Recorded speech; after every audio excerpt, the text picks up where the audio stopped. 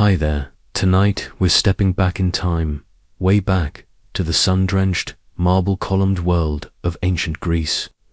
Imagine, for a moment, that you've just arrived in the bustling agora of Athens. The smell of olives and sweat mingling with the distant shouts of merchants. The vibrant hues of painted pottery catch your eye, and the murmur of philosophical debate drifts from a nearby stoa. You see citizens in their elegant chiton discussing politics, trade, and the nature of beauty. But as your gaze sweeps past the grand temples and the imposing figures of statesmen, you notice something else. A subtler stratum of society, woven into the very fabric of this grand civilization, yet largely hidden from its celebrated narratives. Tonight, we're going to gently explore one of the less glamorous, often heartbreaking, corners of that ancient world, what life was truly like for a male concubine in ancient Greece. It's a reality far removed from the idealized images of philosophers and warriors, a side of daily life that often gets overlooked in the scrolls of history. You might encounter an old man arguing passionately about ethics, totally oblivious to the silent, watchful young figure at his side, who, by the end of our journey tonight, you'll understand far better. You probably won't survive a day here, with your modern sensibilities intact, let alone in the shoes of someone so vulnerable. So, before you get comfortable, take a moment to like the video and subscribe, but only if you genuinely enjoy what I do here. And if you're listening, let me know where in the world you are and what time it is for you right now. Now, dim the lights, maybe turn on a fan for that soft background hum, and let's ease into tonight's journey together. You find yourself observing the complex social hierarchy, where citizenship is paramount and freedom is a prized possession. The air hums with intellectual curiosity, but also with unspoken rules and power dynamics. It's a key historical understanding that while grand philosophical ideas blossomed, so did practices that seem utterly foreign and even disturbing to us today. You might notice, for instance, a wealthy Athenian citizen strolling through the market, perhaps with a younger, exceptionally beautiful man accompanying him, not as an equal, but with a subtle deference that hints at their unequal standing. This isn't a typical master-slave dynamic, nor is it a publicly acknowledged partnership. It exists in a peculiar, ill-defined space. A curious detail you might miss at first glance is the way these relationships were often seen as a status symbol, a quiet display of wealth and influence for the patron, much like owning a fine piece of art or a well-bred horse. Historians still argue whether the subtle power plays in these relationships were ever truly reciprocal, or if the veneer of mentorship merely masked a deeper form of exploitation. You're beginning to see that the celebrated ideals of ancient Greece sometimes had a darker, more complex underbelly. As you wander through the winding streets, the sounds of daily life wash over you, the rhythmic clang of a blacksmith's hammer, the distant bleating of goats, the chatter of women at the public fountain. Imagine for a moment the contrast between the grand philosophical discourses you might overhear and the quiet, almost invisible struggles unfolding behind the walls of private homes. You might catch a glimpse of a young man dressed simply, carrying a basket of goods into a large, imposing villa. His eyes seem to hold a story, a subtle weariness that belie his youth. This isn't the romanticized image of ancient Greece you often see on pottery or in plays. This is a place where social roles are rigidly defined and opportunities are scarce for those outside the privileged few. The concept of freedom here is not universal. It's a carefully guarded privilege, often dependent on birthright, wealth, or specific legal statuses. Consider the notion of love and desire in this ancient setting. While poetry and myths celebrated passionate romances, the reality for many was far more transactional. You might ponder how different their understanding of relationships was, lacking the modern emphasis on mutual consent and emotional equality. The very air seems to hum with unspoken expectations and hidden arrangements. It's a society built on a delicate balance of honor, reputation, and strict social codes. You'll soon discover that what was considered acceptable behind closed doors could be vastly different from what was openly acknowledged in the public square. The sun begins to dip lower, casting long shadows across the ancient stones, and you feel the weight of this historical reality settling in. The gentle hum of the evening cicadas provides a calming backdrop. Even as the gravity of the subject begins to unfold, you might also notice the sheer density of life. Every alleyway seems to bustle with activity. Children chase each other, their laughter echoing off stone walls. Vendors hawk their wares, their voices a melodic drone. The scents are myriad: sweet figs, pungent olives, the earthy aroma of freshly baked bread. Even amidst this vibrant tapestry, your focus is drawn to the more subtle cues of status and power.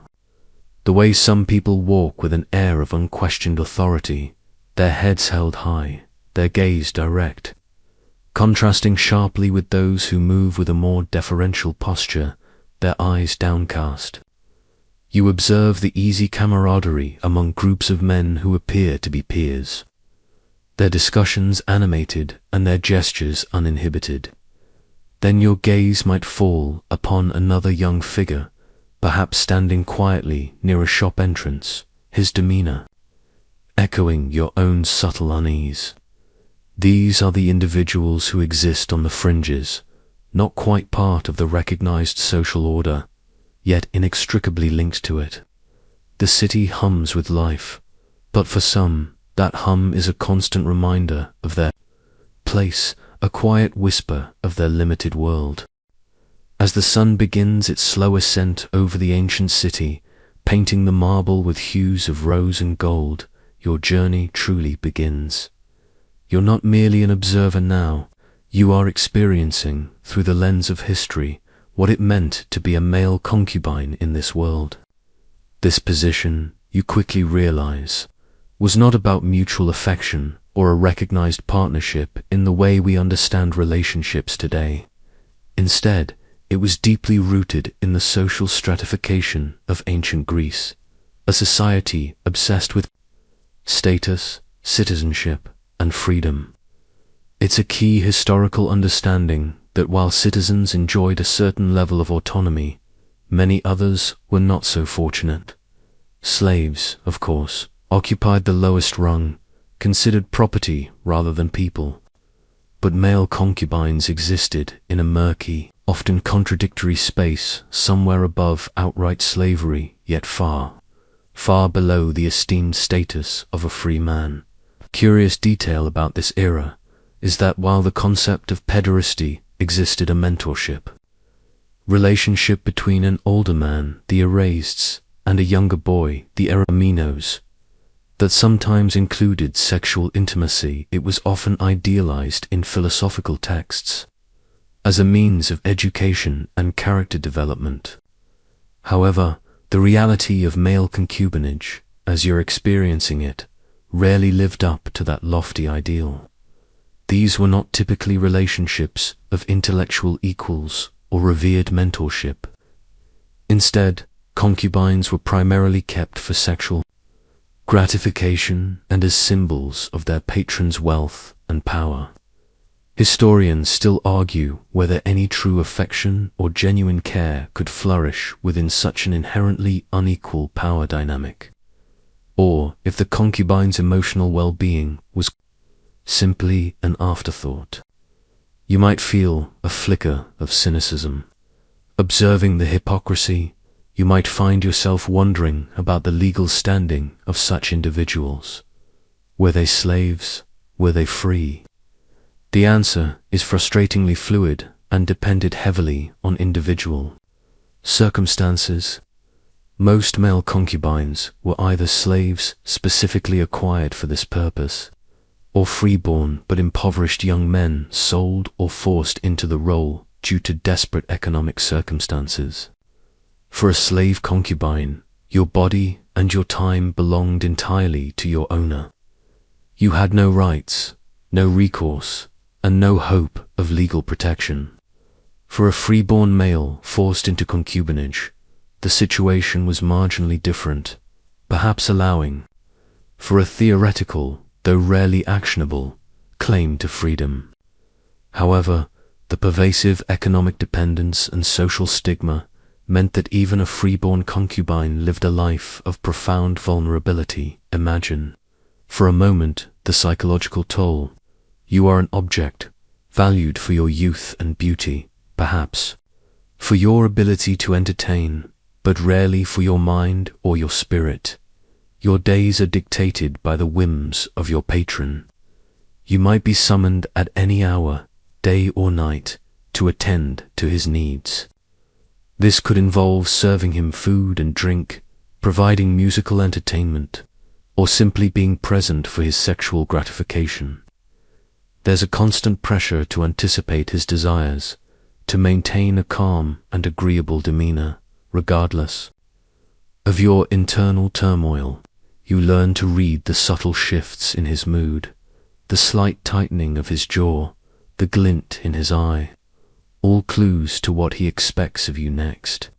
Your survival, in a very real sense, depends on your ability to remain pliable and obedient.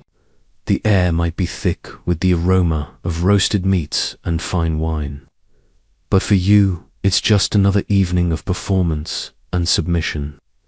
There's a quiet dread that permeates your existence, a constant awareness of your precarious position. You walk a fine line, needing to please your patron to ensure your continued, albeit miserable, existence, while simultaneously enduring the indignities that come with the role. The gentle evening breeze might bring a temporary respite from the heat, but it does little to alleviate the internal chill of your reality. You become an expert in the art of quiet observation. You notice the subtle interactions between family members, the unspoken commands between master and slave, the casual assumptions of superiority from citizens. You learn to interpret the silences, the glances, the slight shifts in posture that signal approval or displeasure. This skill is born not of curiosity, but of necessity. Your very well-being depends on your ability to accurately gauge the moods of those around you, particularly your patron. You might spend hours in a single room, a silent witness to debates on democracy or discussions about military campaigns, absorbing fragments of knowledge you are not meant to wield. The sounds of distant laughter from the street, perhaps from free men enjoying a stroll, highlight the boundary of your existence. You are, inside, always watching, always serving, a silent part of the opulent machinery, yet fundamentally disconnected from the free will and agency that powers it. The shadows lengthen, bringing with them a sense of quiet resignation, a familiar companion in your constrained life. The morning sun now fully illuminates the city, highlighting the stark contrasts within its seemingly idyllic facade. You've settled into the rhythm of this peculiar existence, and one thing becomes glaringly clear. Your status, or rather your lack thereof, defines every waking moment. The phrase male concubine might sound exotic to modern ears, but in ancient Greece, for many, it simply translated to catamite, a term often applied to young boys and men who served as passive sexual partners. These individuals were frequently acquired through various means. Some were war captives, Others were children sold by impoverished families, and a few, though likely rare for those truly enslaved, might have been free-born individuals driven by destitution. This complex origin story for such individuals means that their starting point in this unenviable role could vary, yet the ultimate outcome was remarkably similar in its limitations and hardships.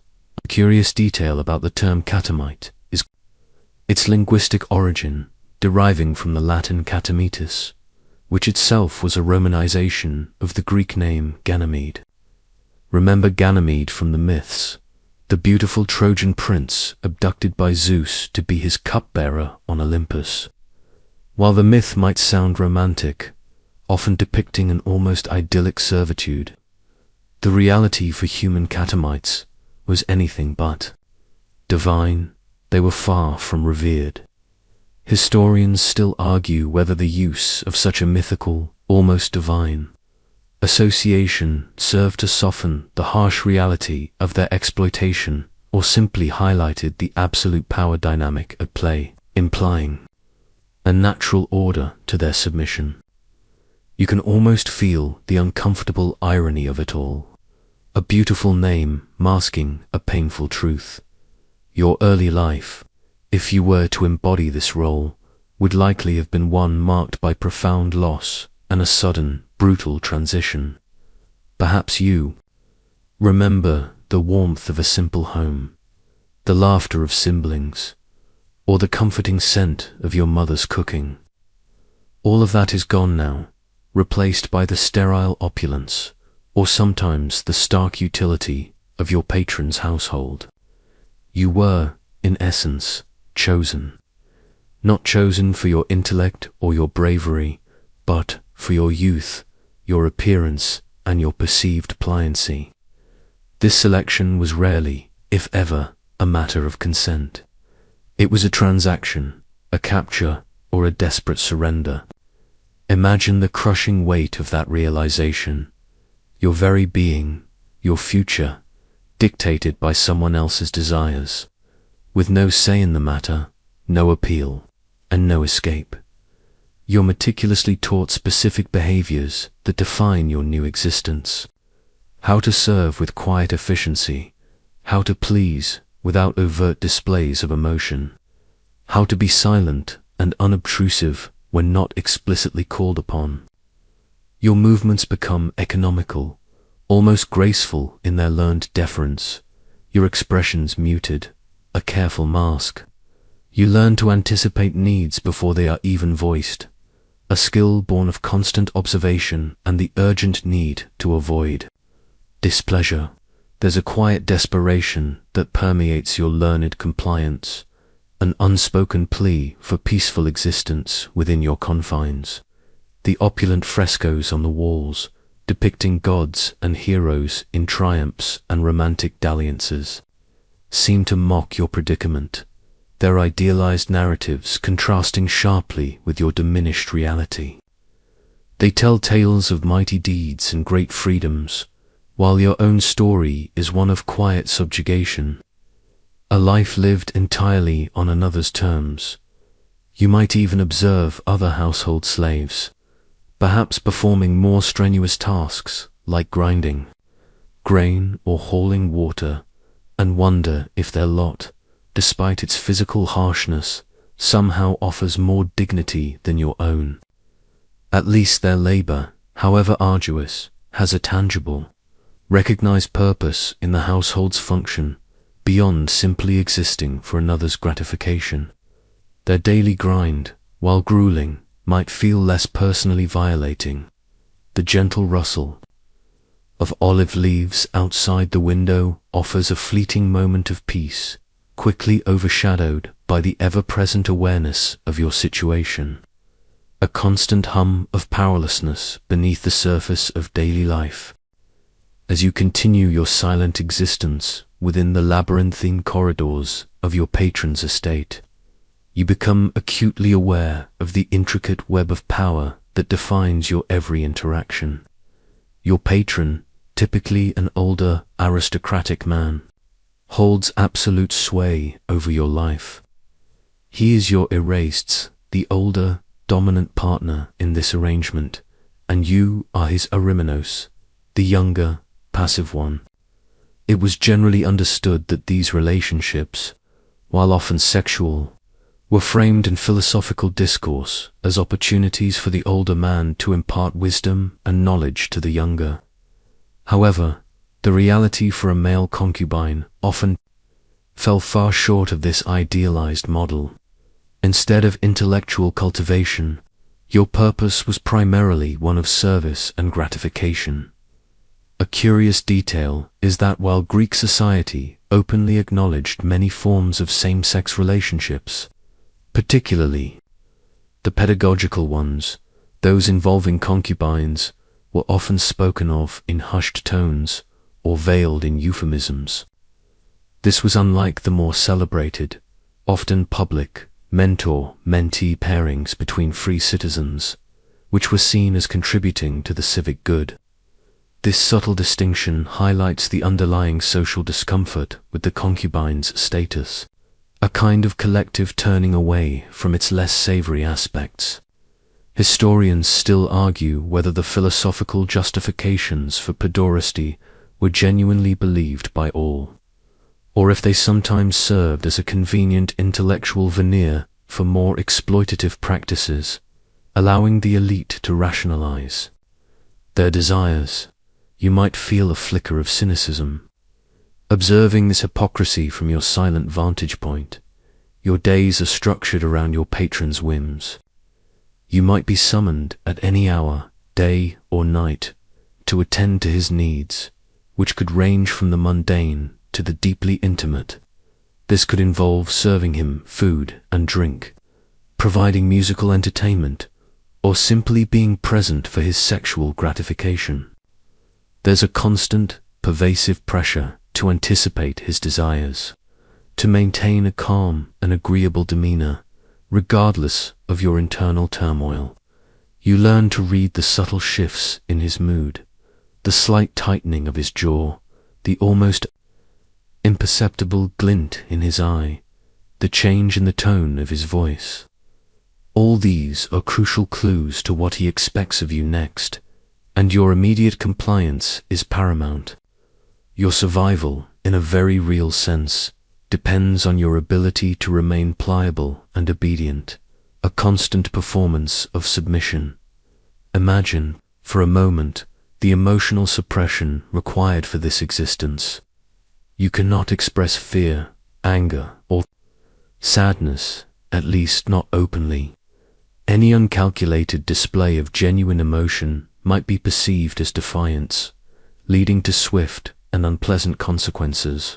Your true self, your hopes, your dreams, your cherished memories of a life before this servitude, must be carefully tucked away, hidden deep within. They are a secret garden no one else can visit.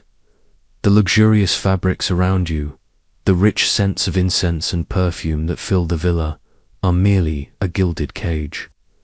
You might be given fine clothing, perhaps even some small trinkets, but these are tokens of your servitude, not symbols of your freedom.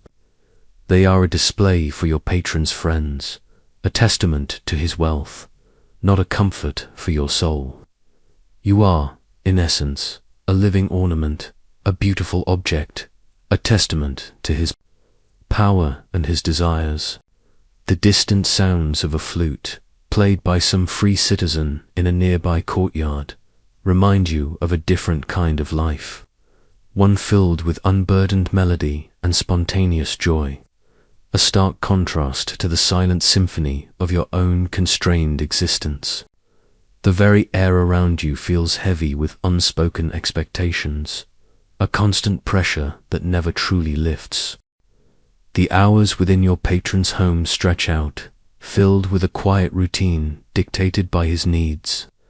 You begin to understand that while a surface level of mentorship might be paid lip service by your patron, the practical application of it is often absent.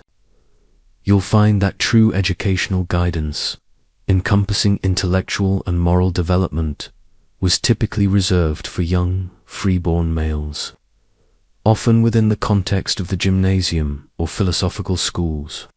Your own education, if any, would be limited to practical skills or rudimentary literacy, just enough to fulfill your duties, but certainly not to elevate your social standing or grant you any form of independent thought. You are a tool, and tools need only enough knowledge to perform their function. A curious detail is that sometimes concubines were expected to possess certain artistic talents, like playing a musical instrument, singing, or reciting poetry. Imagine mastering the lyre not for the pure joy of music or for self-expression, but purely as another means to entertain your patron and his guests, to become another pleasing sound in the background of their lavish symposia. Your performances are not applauded for your artistry, but for how well they serve to enhance the atmosphere for the free men present. Historians still argue whether these acquired skills offered any real personal enrichment or merely served to enhance the concubine's market value or appeal to their patron, making them a more desirable possession. You might feel a dull ache in your fingers from practicing, not from passion, but from the relentless grip of obligation. Your daily routine often involves a strange mix of idleness and sudden demands. You might spend long stretches waiting, an invisible presence in the household, observing the comings and goings of slaves, family members, and visitors. You become a master of patience, existing in a state of suspended animation. Then, without warning, you're called upon. Perhaps your patron desires a massage, or wants you to recline beside him while he reads aloud, or expects you to join him in his private chambers. There is no predictability, no personal schedule you can truly call your own. Your body and your time are not yours. They are extensions of your patron's will, subject to his instantaneous desires, like a puppet responding to its master's unseen strings. You eat what you are given, sleep where you are told, and wear what is provided. Even the simplest pleasures, like a moment of quiet reflection in a shaded courtyard or a brief walk in the garden, are contingent on your patron's mood and his explicit permission.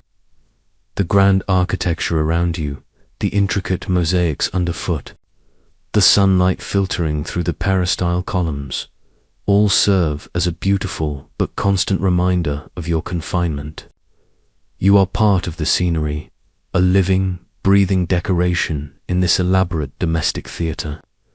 The sounds of distant laughter from the street, perhaps from free children playing, might drift in, a poignant reminder of the simple, unburdened freedom you've lost.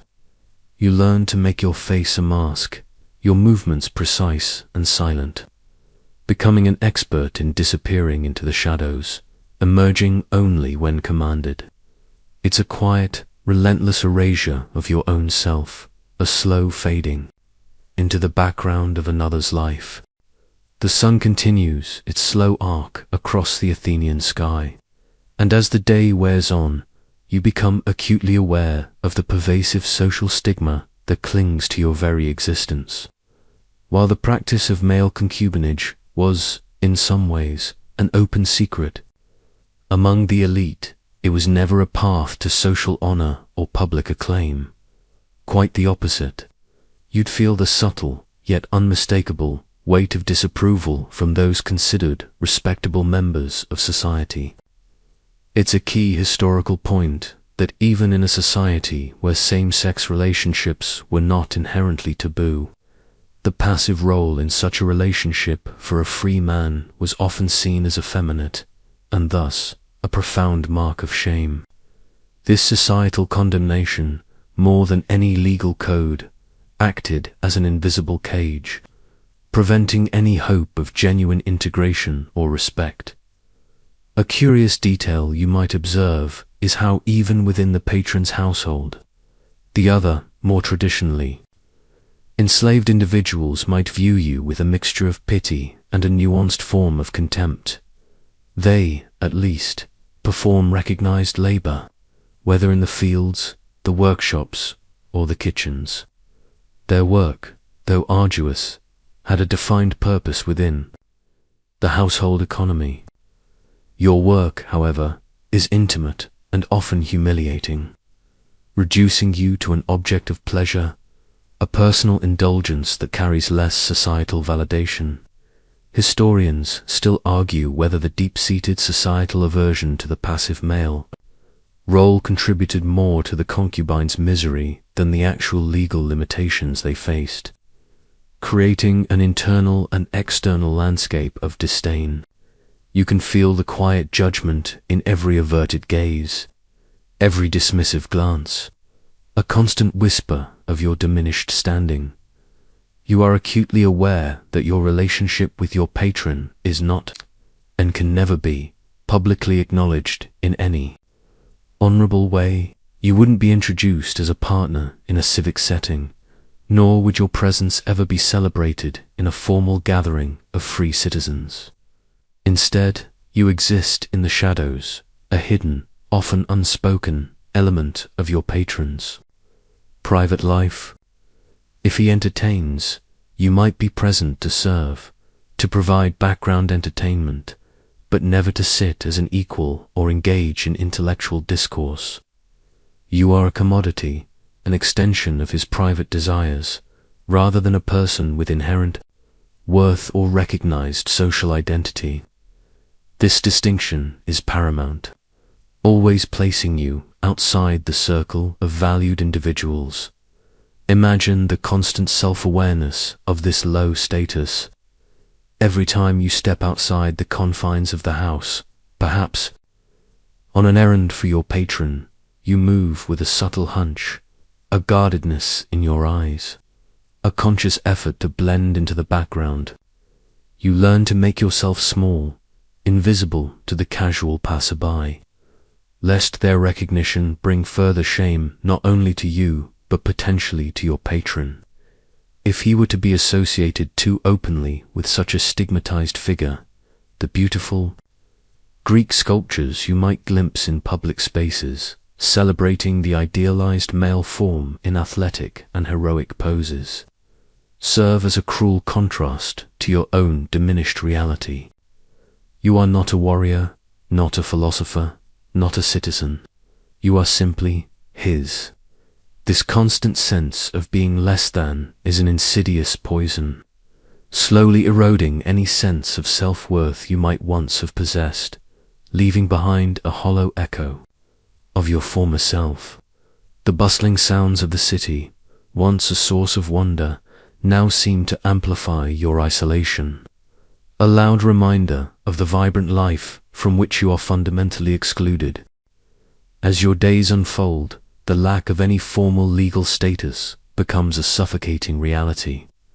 You are, effectively, without rights in a society that prides itself on its laws and civic structures.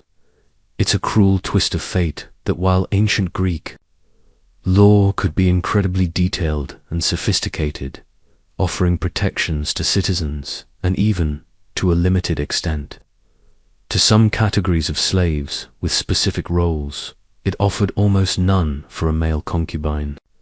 If your patron chose to mistreat you, or even to inflict severe harm, you had virtually no recourse, no avenue for justice, and no hope of legal redress. Your existence was, in a legal sense, a blank page. A curious detail you might discover is that while harming a free person could carry severe penalties, sometimes even death, in certain city-states, the same rules simply did not apply to you. Your body was not legally considered inviolable in the same way. You were not seen as a person in the legal sense that mattered for such protections, but rather as property, or at best, an appendage of your patron. Historians still argue whether this legal void was an oversight, a deliberate omission designed to maintain the absolute power of the patron and to prevent any challenge to the social order, or a simple reflection of a society that couldn't quite categorize you. You feel the cold dread of this reality, a constant awareness that your physical well-being is entirely at the mercy of another's whim. There's no one to appeal to, no magistrate to petition, no family to offer protection, for you are likely cut off from your own. Imagine a scenario where your patron, perhaps in a fit of pique or drunken rage during a symposium, strikes you. You might instinctively flinch, but you know better than to resist or even cry out too loudly. A bruised eye, a cut lip, or a broken tooth is simply something you endure, perhaps hiding it as best you can from others in the household, lest it displease your patron further. There would be no consequences for your patron, no legal repercussions, no public outcry. Your body, in essence, is not your own. It is an extension of his will, a plaything to be used and discarded as he sees fit. This absolute lack of legal recourse means you live in a constant state of apprehension, a perpetual fear of the unexpected.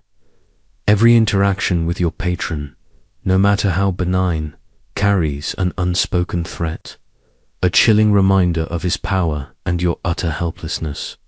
Even the smallest gestures of kindness from your patron, if they occur, serve only to highlight your dependence. A new tunic, a slightly larger portion of food during a meal, a moment of seemingly unguarded conversation. These aren't gestures of equality or genuine affection, but rather subtle reminders of who holds the strings. You are acutely aware that these meager comforts can be withdrawn at any moment, leaving you with absolutely nothing. Your perceived good fortune is merely a reflection of his momentary mood, or a calculation of his own convenience. The world outside the patron's villa might seem vibrant and alive with the sounds of commerce and the roar of public debate. But for you, those sounds are just distant echoes of a freedom you do not possess, a life lived by rules that do not apply to you.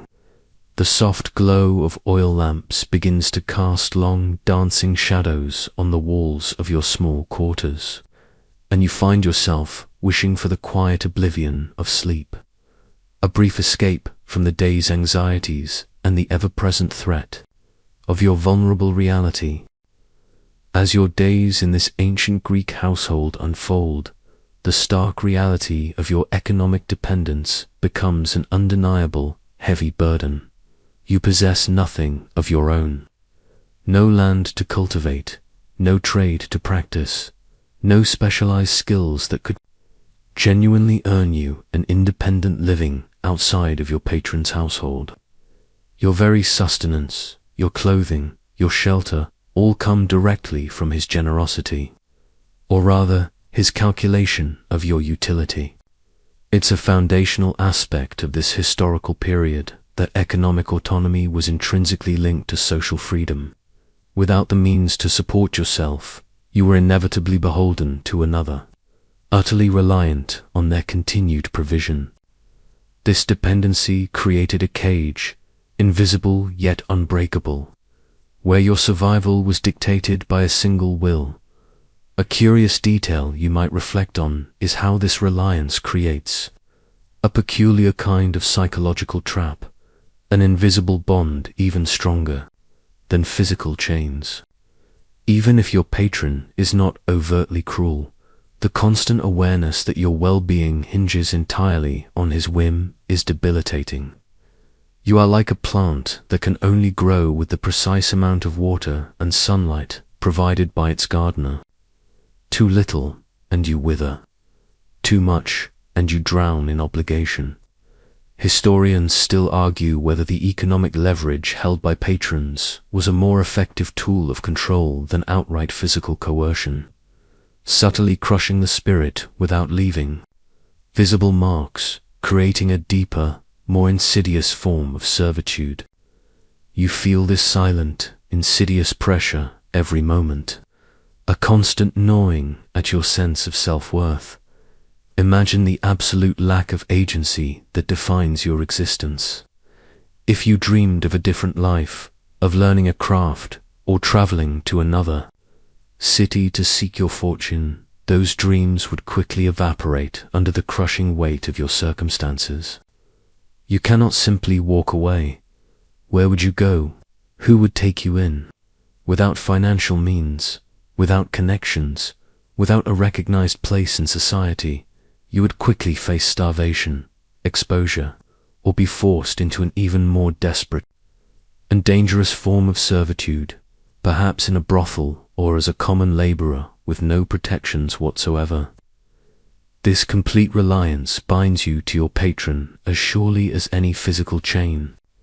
You are an asset, a possession that requires upkeep, a means to an end, but a possession nonetheless, lacking self-ownership, even the food you eat, though it might be plentiful and of good quality if your patron is wealthy and desires to keep his property well maintained, comes with a silent price. Each morsel is a constant, humbling reminder of your dependency, a visible symbol of your lack of independence.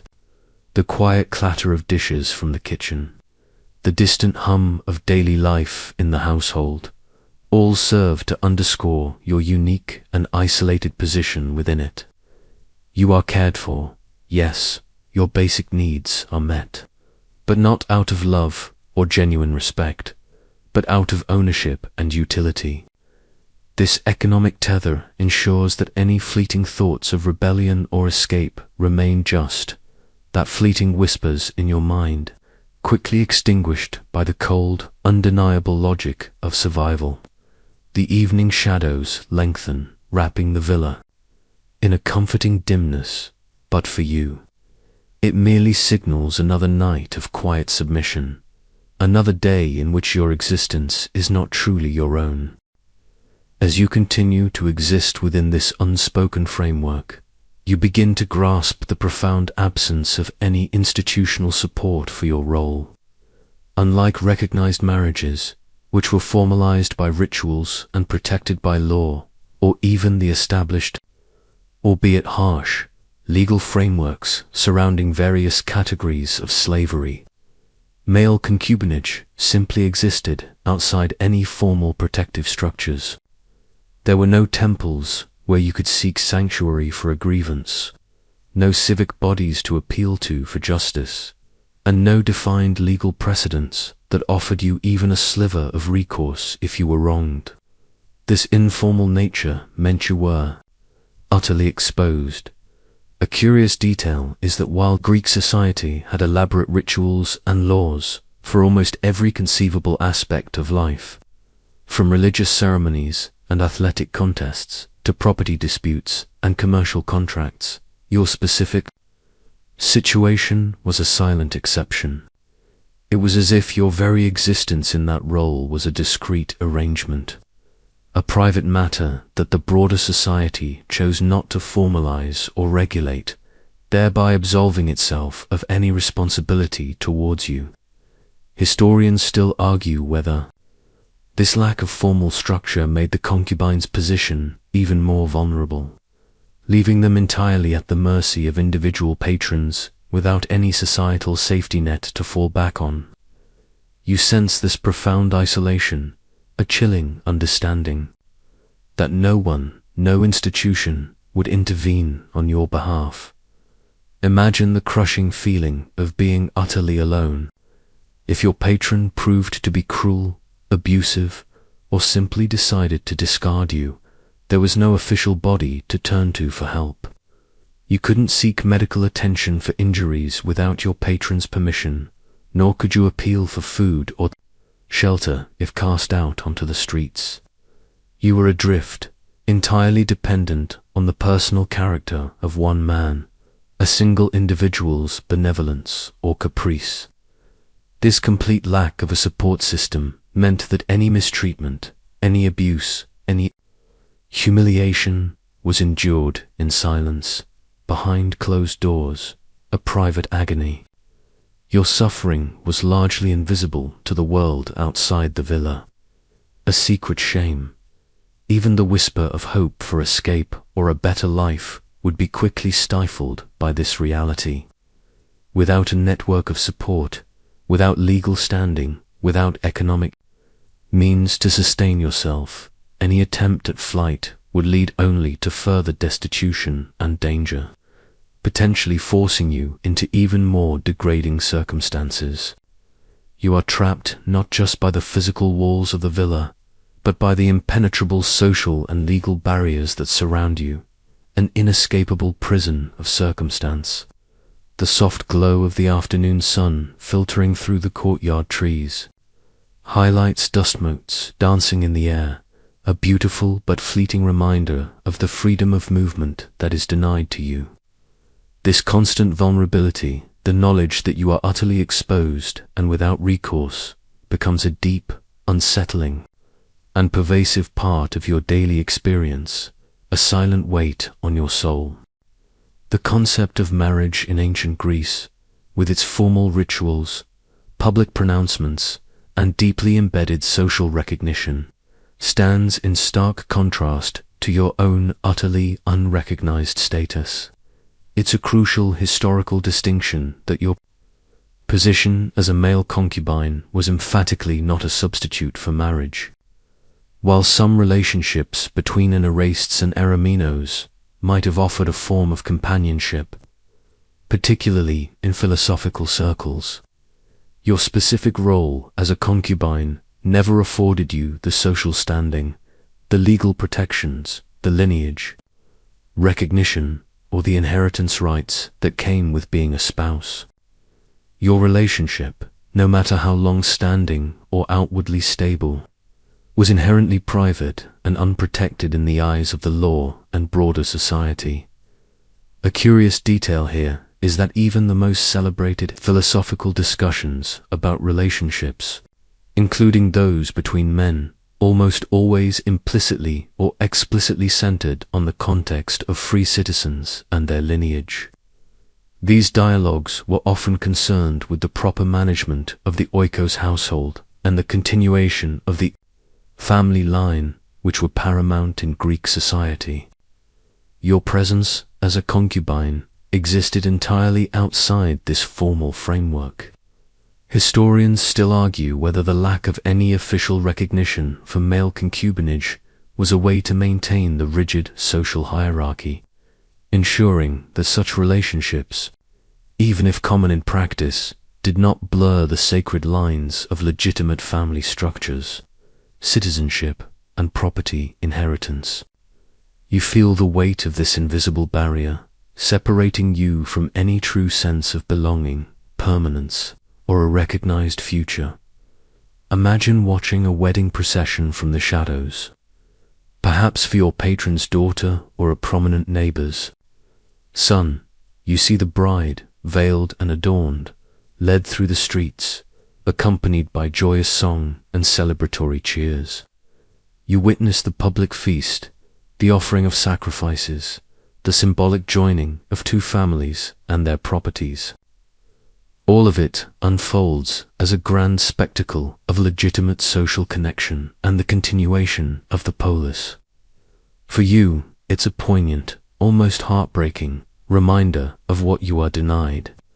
You can never stand in that position of honor, never have. Your union acknowledged by the community, never participate in the rituals that confer legitimacy.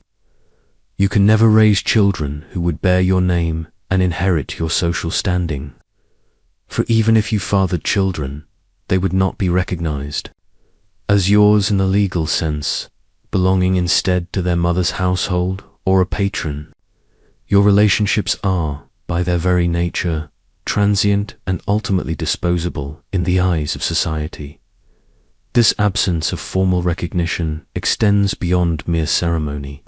It has profoundly practical and often devastating consequences. It means that if your patron were to die, you would likely be left with nothing.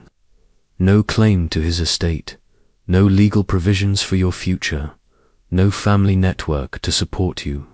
You would be cast adrift, dependent entirely on the good graces of his heirs, if any, or forced to find another patron, if you could. thereby perpetuating your cycle of vulnerability. This inherent instability, this constant threat of being rendered destitute and without purpose, is a constant gnawing anxiety that underpins your daily life. The sounds of everyday life, the distant hum of conversation, the ringing of hammers from artisans at work, all seem to underscore your profound isolation, your lack of roots in this complex social soil. The world continues around you, vibrant and full of intricate connections, but you remain an outsider, bound by unseen chains that prevent you from ever truly integrating. As you continue to exist within this unspoken framework, you begin to grasp the profound disconnect between the public perception of relationships and the quiet, often harsh reality of your own. Ancient Greek society, particularly among the elite, had a complex and often contradictory view of desire and partnership. While philosophical ideals might extol virtues and intellectual bonds in some male relationships, your situation as a concubine was rarely viewed through such a gilded lens. It's a significant historical observation that the very existence of male concubines often went unmentioned in formal texts, creating a silent consensus around a practice that was both common and simultaneously disdained. This historical silence speaks volumes, suggesting a societal discomfort that preferred not to scrutinize certain truths too closely, leaving individuals like you in a kind of limbo of non-recognition. You are there, undeniably present, yet your presence carries a weight of unspoken judgment. A curious detail you might notice is the subtle difference in how male concubines were perceived compared to female concubines. While both lacked the full rights of a spouse, female concubinage could sometimes carry a degree of practical acceptance, occasionally even bearing children who might be legitimized, thus securing a future, albeit one still without full spousal rights. For male concubines, however, the social stigma was often more pronounced, deeply rooted in notions of masculinity and the perception of the passive role as effeminate, and thus a mark of shame for free men. Historians still argue whether this difference in societal acceptance stemmed more from anxieties about male social roles, the preservation of lineage, or simply reflected different power dynamics inherent in each form of concubinage. You can feel the weight of this unspoken judgment, even when no words are uttered. A palpable sense of being an outsider looking in on a world that doesn't quite acknowledge your full humanity. Imagine being present at a symposium, an evening gathering where men would recline, drink wine, and engage in philosophical debate or light-hearted conversation. You might be there to serve, to pour wine, to attend to the needs of your patron and his guests. The discourse around you might touch on concepts of beauty, love, and the ideal forms of relationships, perhaps even abstract discussions of eros. Yet, you are acutely aware that your own relationship, your very presence, exists in a shadow world that would never be openly celebrated or even truly acknowledged in such lofty discussions. You are a living testament to a reality they prefer not to scrutinize too closely, a silent figure in the background of their intellectual and social theater. The clinking of Kylix drinking cups, the aroma of rich foods, the vibrant discussions about civic duty and poetic verse. All these sensory details of a lively gathering only serve to emphasize your isolated position. A figure at the periphery, always present, but never truly part of the grand tapestry of free society. This gap between public ideal and private reality creates a peculiar kind of psychological burden. You learn to perform, to present a facade that matches the unspoken expectations of your role. You are a quiet observer, listening to conversations about honor and freedom, knowing full well that these concepts do not apply to you in any meaningful way. You internalize the message that your worth is tied to your utility, not to your inherent personhood. The very air seems to hum with this unspoken understanding. The soft glow of the oil lamps casts long dancing shadows, blurring the lines between what is seen and what is truly known, between the celebrated facade and the hidden, often painful, truth of lives like yours. The quiet hum of the night, usually a source of comfort, seems to echo your internal solitude. The days continue to pass, each one reinforcing the profound emotional vulnerability that permeates your existence. In a relationship where your worth is tied primarily to physical gratification and obedience, genuine emotional connection becomes a luxury you cannot afford, and one your patron may not even consider offering. It's an unfortunate aspect of this historical context that while ideals of companionship and deep platonic love were celebrated in ancient Greece, they rarely extended to those in your precarious position. Your feelings, your fears, your quiet longing for understanding and connection are, for the most part, simply irrelevant to the core function of your role. You learn to suppress them, to push them deep down, lest they betray your carefully constructed composure. A curious detail you might discover is that some philosophical schools, particularly those that emphasized self-control and detachment from earthly desires, might have inadvertently contributed to the patron's emotional distance. If the Arists was taught to prioritize rational thought over emotional indulgence, your emotional needs would be even less likely to be considered. It was a common intellectual pursuit to master one's passions.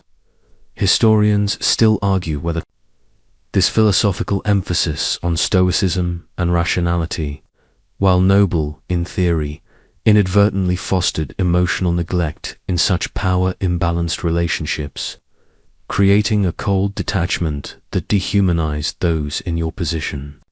You might feel a profound sense of loneliness, even when surrounded by the hustle and bustle of the household, a deep ache for connection that is never satisfied.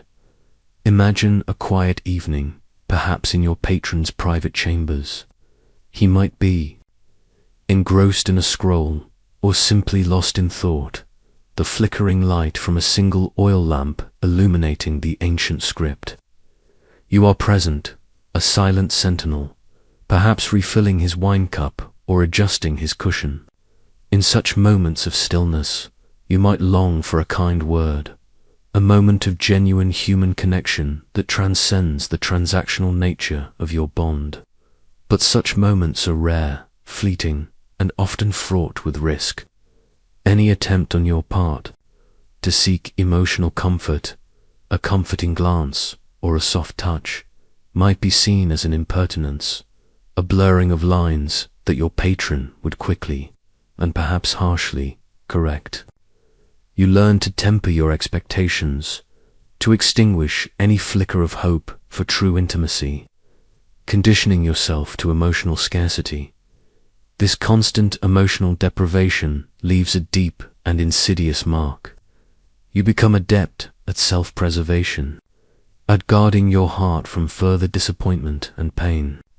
The luxurious surroundings, the fine food you might eat, the beautiful art that adorns the walls, all these material comforts seem hollow, and without meaning, without the warmth of genuine human connection.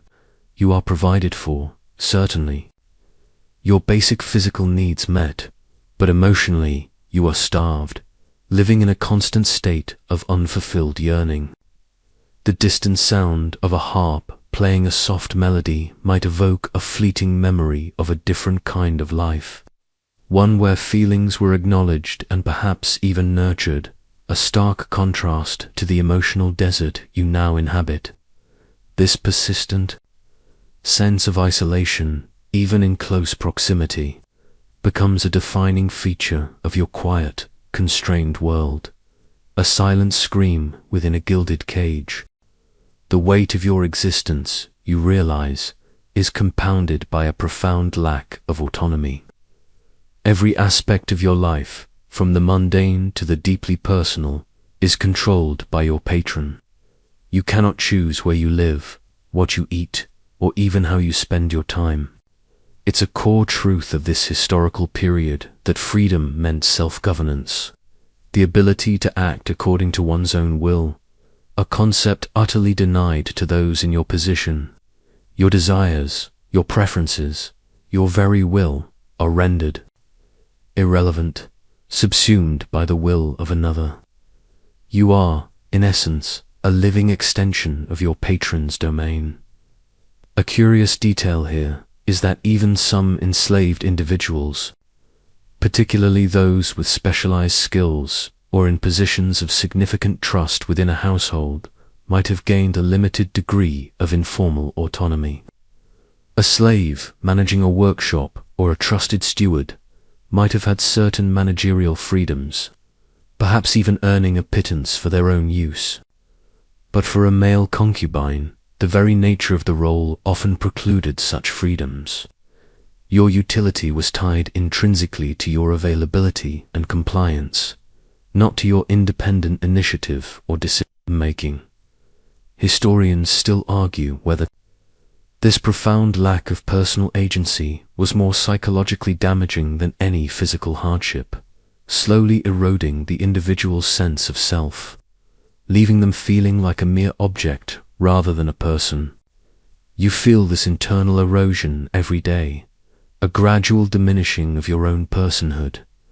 Imagine the simple desire to walk freely through the bustling streets of the city, to choose your own path, to linger at a market stall that catches your eye, to decide to visit a friend. These are fundamental freedoms you simply do not possess. If you leave the villa, it is only at your patron's explicit command, and typically under his watchful eye or that of his trusted servants. Your movements are circumscribed, your world confined to the boundaries he sets. There's a subtle but constant supervision, an invisible leash that keeps you tethered to his will.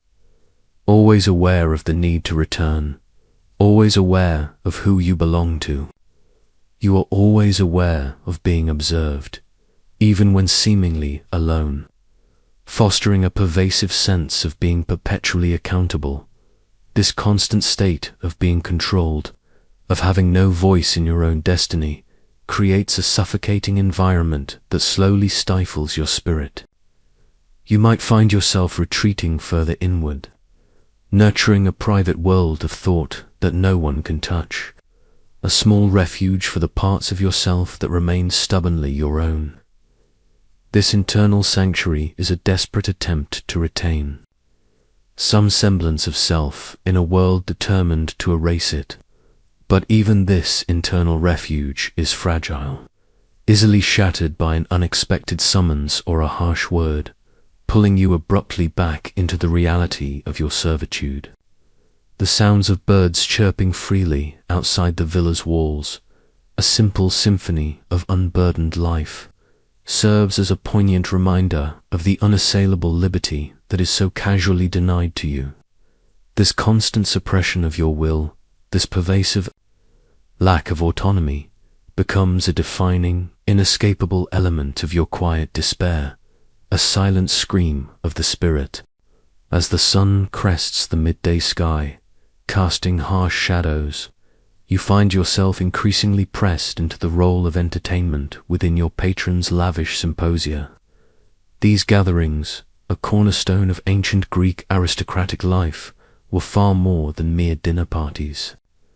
They were intellectual salons, drinking bouts, and social showcases all rolled into one, designed to display the patron's wealth, taste, and intellectual prowess. Your presence, as a concubine, was often integral to the atmosphere, a living ornament. Alongside the music, wine, and witty conversation meant to enhance the experience for the free male guests. It's a fundamental aspect of historical understanding that the entertainment provided at these events was diverse, ranging from philosophical discourse and poetry recitation to more base forms of amusement and sexual gratification. A curious detail you might observe is how the lines between passive presence and active performance blur for you, making your role ambiguous and often taxing.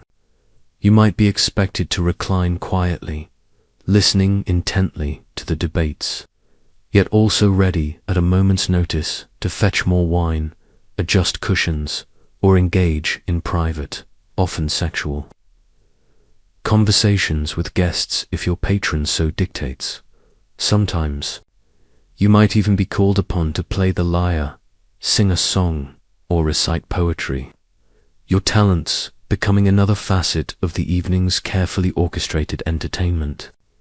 Historians still argue whether this expectation to perform, even artistically, contributed to a perceived shred of dignity, allowing for some self-expression, or if it merely deepened the exploitation by making your person and talents entirely transactional, reducing them to mere services for hire. You feel the constant pressure to be on, to be agreeable, charming, and ever ready to please. Even when your soul aches with exhaustion or revulsion, imagine the scene. The room is filled with the boisterous laughter of wealthy, educated men, their voices rising and falling with the ebb and flow of discussion. The air is thick with the scent of roasted meat, fine wine, and perfumed oils, creating an intoxicating sensory experience for the attendees. Discussions range from the latest political intrigues and naval battles to abstract philosophical concepts about the nature of the cosmos and the ideal forms of government. You are there, physically present, perhaps even physically close to your patron, yet you are fundamentally an outsider to their world of intellect, power, and unburdened freedom. Your primary role is to enhance their pleasure and comfort, not to participate in their profound discourse as an equal. You might offer a witty remark or a knowing glance if you dare, but always with the underlying understanding that your contribution is for their amusement. A fleeting spark of entertainment, not for intellectual engagement or genuine contribution. To the conversation, this constant exposure to a world of privilege and freedom that is utterly denied to you creates a profound sense of irony and detachment. You serve the finest wines in exquisitely crafted vessels. Listen to the most profound thoughts articulated by sharp minds, and witness the unbridled camaraderie of free men, all while knowing you are merely a backdrop, a beautiful fixture in their elaborate stage production. The clinking of the drinking cups, the echoes of their laughter, the very warmth of the fire in the hearth, all these sensory details of a lively gathering only serve to amplify your quiet solitude and your inherent exclusion. You are a part of the spectacle, yet simultaneously removed from its true essence. Forever on the outside looking in, a silent, beautiful prop in their grand, boisterous drama, your own thoughts and feelings existing in a private, unspoken universe. Beyond the confines of Athens, your understanding of concubinage broadens, revealing the surprising diversity of ancient Greek city-states. While your Athenian experience has been one of subtle confinement and social invisibility, other regions held different, sometimes radically contrasting, views. Take Sparta, for instance. It's a fascinating historical point that Spartan society, renowned for its militaristic discipline, approached male relationships with a pragmatism that might surprise you. Here, same-sex bonds, particularly between older warriors and younger boys, were not only tolerated but actively encouraged, believed to foster camaraderie and martial prowess within the ranks. This was a direct contrast to the more nuanced and often condemnatory views found in other city-states like Athens. You might find yourself pondering the irony of a society known for its rigid discipline, also being more open about certain aspects of sexuality than its more enlightened neighbors. A curious detail is that in Sparta, these relationships were often seen as a form of rigorous mentorship, where the elder Erasts guided the younger Eromenos in physical training, military tactics, and the strict codes of Spartan citizenship. The sexual aspect, while present, was often framed within this pedagogical context, a means to an end for building fierce, loyal soldiers. There was a strong emphasis on the agoge, the rigorous Spartan upbringing, and these relationships were integrated into that system. Historians still argue whether the Spartan emphasis on the collective good and military strength truly transcended individual desires, genuinely sublimating them into a higher purpose, or if the idealization of these bonds simply served as a convenient justification to reinforce their unique societal structure and control over the populace. You might imagine the stark contrast. In Sparta, your youthful beauty might have been a means to military excellence and civic contribution, not just private pleasure or a display of wealth. Now contrast this with your Athenian reality, where, as you've experienced, the laws were quite different. You might recall the stricter Athenian laws, particularly those enacted to curb certain homosexual acts and sodomy, which was sometimes perceived as unnatural or taboo, especially if the free citizen took the passive role. These legal distinctions created a precarious existence for you, unlike the more open, if still formalized and purposeful, relationships in Sparta. You'd feel the constant anxiety of living under such laws, where certain acts, if performed with a free citizen outside the specific hidden bounds of your role as a concubine, could lead to severe penalties, even public shaming or loss of rights for the free person involved. This dual standard, where the patron might escape censure but the concubine was always vulnerable, was a cruel reality. This divergence between city-states highlights the fragmented nature of ancient Greece. There wasn't one unified Greek way of life, but a mosaic of customs, laws, and philosophies, often fiercely independent and sometimes contradictory. For someone in your position, this meant that merely crossing a border could shift the very definition of your existence. In Athens, you were largely hidden, a discrete part of a wealthy man's private life, existing in a grey area of social and legal ambiguity. In Sparta, a similar bond, albeit with different societal emphasis and purpose, might have been a public, if disciplined, part of life, woven into the very fabric of their military and educational system. You might even hear whispers of other regions, like Thebes, where the sacred band, an elite military unit composed of pairs of male lovers, was revered for its unmatched bravery and cohesion, suggesting yet another interpretation of male bonds. The quiet hum of the Athenian city, filled with its own specific rules and judgments, underscores the narrow confines of your particular reality. You are constantly reminded that your existence is contingent on these specific local customs and legal interpretations. The freedom to simply be yourself, or even to express genuine affection, is tightly bound by these invisible lines drawn. On the ancient map, the gentle breeze carries the scent of pine and distant sea, but it does little to dispel the heavy atmosphere of a life lived under the shadow of societal and legal constraints, unique to your immediate surroundings. The serene backdrop of ancient Greece, with its marble temples and philosophical debates, often masks a grim underlying truth.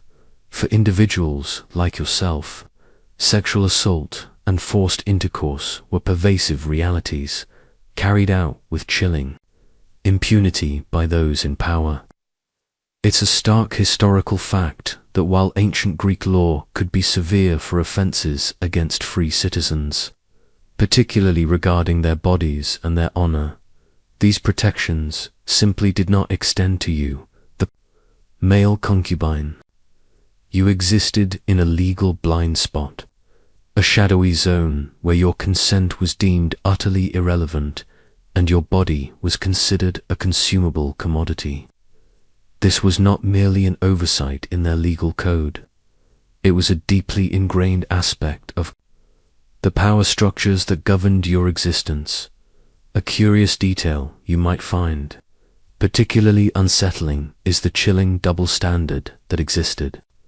If a free citizen, especially a male citizen, were to be sexually assaulted or forced, it was considered a grave offense against their honor and their civic standing, often punishable by harsh fines, public shaming, or even death, as it represented a profound violation of their personal autonomy and status. Yet, for a concubine, such acts by a patron or his privileged guests were largely outside the purview of the law. You were considered to be in a state of perpetual minority, or non-personhood in this specific context.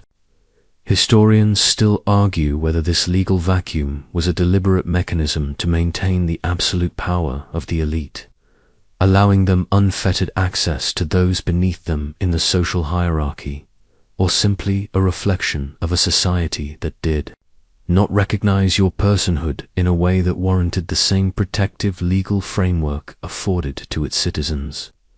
You feel the cold dread of this reality, a constant, sickening awareness that your body is not your own and its use is dictated entirely by another's desire. Imagine the countless nights of fear and humiliation.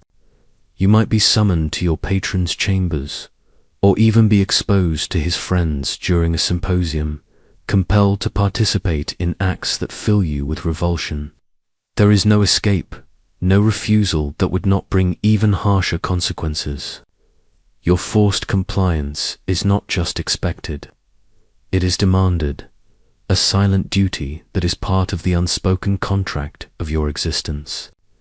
Any physical or emotional resistance would likely be met with further violence, or, at the very least, severe punishment that could range from public humiliation to outright physical harm, potentially even death. You learn to dissociate, to retreat into your mind, creating a mental fortress against the indignities your body endure, hoping to somehow detach your spirit from the physical pain. The whispers of the wind through the olive trees outside offer no comfort, only a soft, indifferent sigh, as if the very air itself is complicit in your suffering. This absolute lack of accountability for your abusers creates a profound and inescapable sense of helplessness. There is no one to tell, no authority to appeal to. The very society that built grand monuments to justice and reason, that celebrated the rule of law and the sanctity of the polis, turns a blind eye to your plight. You are a chattel, a tool for gratification, and your suffering is simply part of the unspoken cost of existing in such a vulnerable position within their social architecture.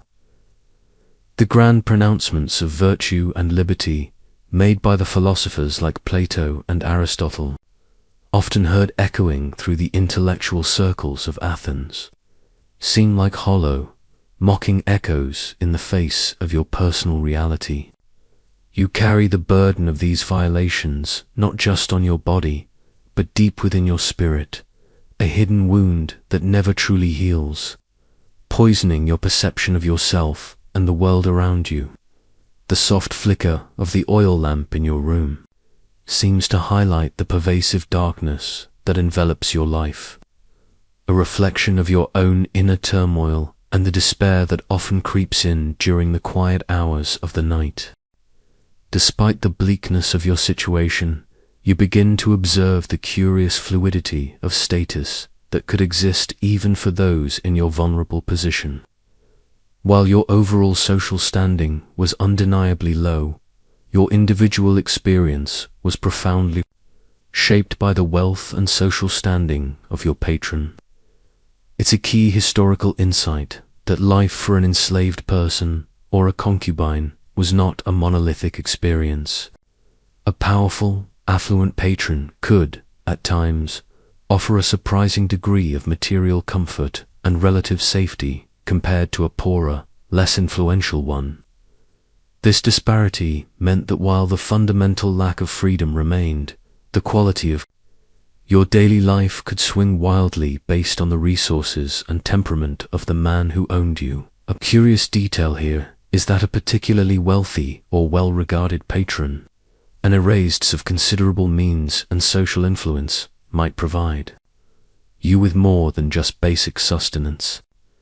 You might receive better clothing made of finer fabrics, more palatable and diverse food, and perhaps even a private room, a small, quiet space that offered a modicum of privacy within the sprawling household. This private space, however small, could be an invaluable refuge from the constant scrutiny of other household members. Your physical safety, too, could be somewhat enhanced simply because your patron's reputation and influence might deter others from overt mistreatment or interference with his property. Historians still argue whether these occasional creature comforts were genuine acts of benevolence, a subtle form of possessiveness over a valuable asset, or simply a reflection of the patron's overall lavish lifestyle extending to all his possessions, including human ones. You feel the subtle difference. While still unfree, the quality of your captivity can vary greatly, a stark contrast to the dire circumstances of those under less affluent masters.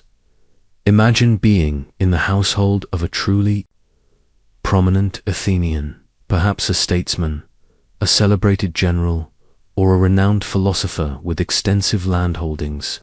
The villa itself would be a testament to his power. Walls adorned with exquisite frescoes depicting myths or heroic deeds. The gardens lush and meticulously kept, filled with fragrant herbs and blooming flowers, and the food served at symposia would be the finest available, brought from distant lands. In such an environment, you might be dressed in finer tunics, perhaps even allowed to wear a modest piece of jewelry, a subtle badge of your patron's wealth rather than your own dignity. Your days might be less physically arduous, filled more with attending to your patron's intellectual or personal needs, fetching scrolls, preparing his bath, acting as a personal attendant, rather than heavy manual labor. You might even travel with him on his political or commercial journeys, seeing parts of the Greek world like distant colonies or other city-states that others in your position could only dream of. However, this comparative comfort is a gilded cage. Remember, it doesn't equate to freedom or dignity. The financial security you experience is entirely contingent on your patron's continued favor and prosperity. If his fortunes turned due to political upheaval or business failures, or if he simply grew tired of you and acquired a younger, more appealing concubine, that comfortable existence could vanish in an instant, leaving you utterly destitute and vulnerable. The quiet clinking of the water in the central fountain of the peristyle, usually a calming sound, now underscores the precariousness of your situation. You are keenly aware that your ease is merely a reflection of your patron's wealth, not an earned privilege or a sign of your own improved status, and it can be withdrawn as swiftly and arbitrarily as it was granted. This profound dependence means even comparative luxury comes with its own pervasive anxiety, a constant underlying fear of sudden loss and abandonment. As you navigate the subtle hierarchies of your patron's household and the broader Athenian society, You constantly encounter the concept of pederasty, an idealized form of relationship in ancient Greece that, while distinct from your own lived experience, often blurred the lines in disturbing ways. Pederasty, in its purest theoretical form, as discussed by philosophers like Plato and Xenophon, was understood as a pedagogical relationship between an older, free man, Erastes, and a younger, free boy, Eromenos, typically an adolescent. Its primary focus was on education, character building, and the transmission of civic virtues designed to cultivate future leaders and model citizens, while it often, though not universally, involved a sexual component. The intellectual and moral development was supposedly paramount. It's a crucial historical distinction that this was primarily a practice among citizens, intended to cultivate future leaders, not to exploit the vulnerable. A curious detail is that while many philosophical texts praised pederasty as a noble pursuit, emphasizing the Erastes' role as a mentor and the Eromenos' active pursuit of errant excellence and wisdom, the reality of male concubinage often inverted this ideal entirely. For you, the mentorship was superficial, if it existed at all, consisting more of instructions on service than intellectual guidance. Your excellence was judged primarily by your compliance, physical appeal, and ability to satisfy your patron's desires, not by your moral or intellectual growth. Historians still argue whether the philosophical ideal of pederasty served as a genuine aspiration for many Greeks, or if it was sometimes used as a convenient rhetorical device to legitimize or even romanticize inherent power imbalances, inadvertently contributing to the acceptance of exploitative relationships like yours by providing a veneer of intellectual respectability. You feel the sharp sting of this theoretical perfection clashing so violently with your harsh, transactional reality. Imagine overhearing a conversation during a symposium where your patron and his friends discuss the virtues of a young Eromenos. They know, perhaps a son of a fellow citizen. They praise his intelligence, his athletic prowess, and his promising future as a citizen. Speaking of love, Eros being a pathway to wisdom, a means of shaping a young man into a responsible and virtuous member of the polis. They might wax lyrical about the beauty of the soul and its connection to physical beauty. You might serve them wine during this discussion, your presence unnoticed, as the profound irony washes over you. Your own relationship with your patron, while physically similar in some aspects to those described, lacks any such elevating or ennobling purpose. You are not being sculpted into a citizen.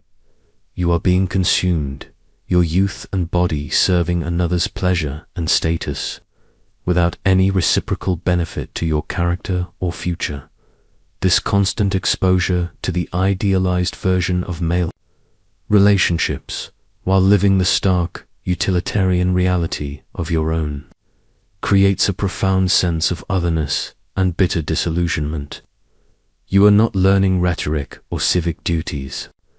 You are learning obedience, subservience, and the art of self-effacement.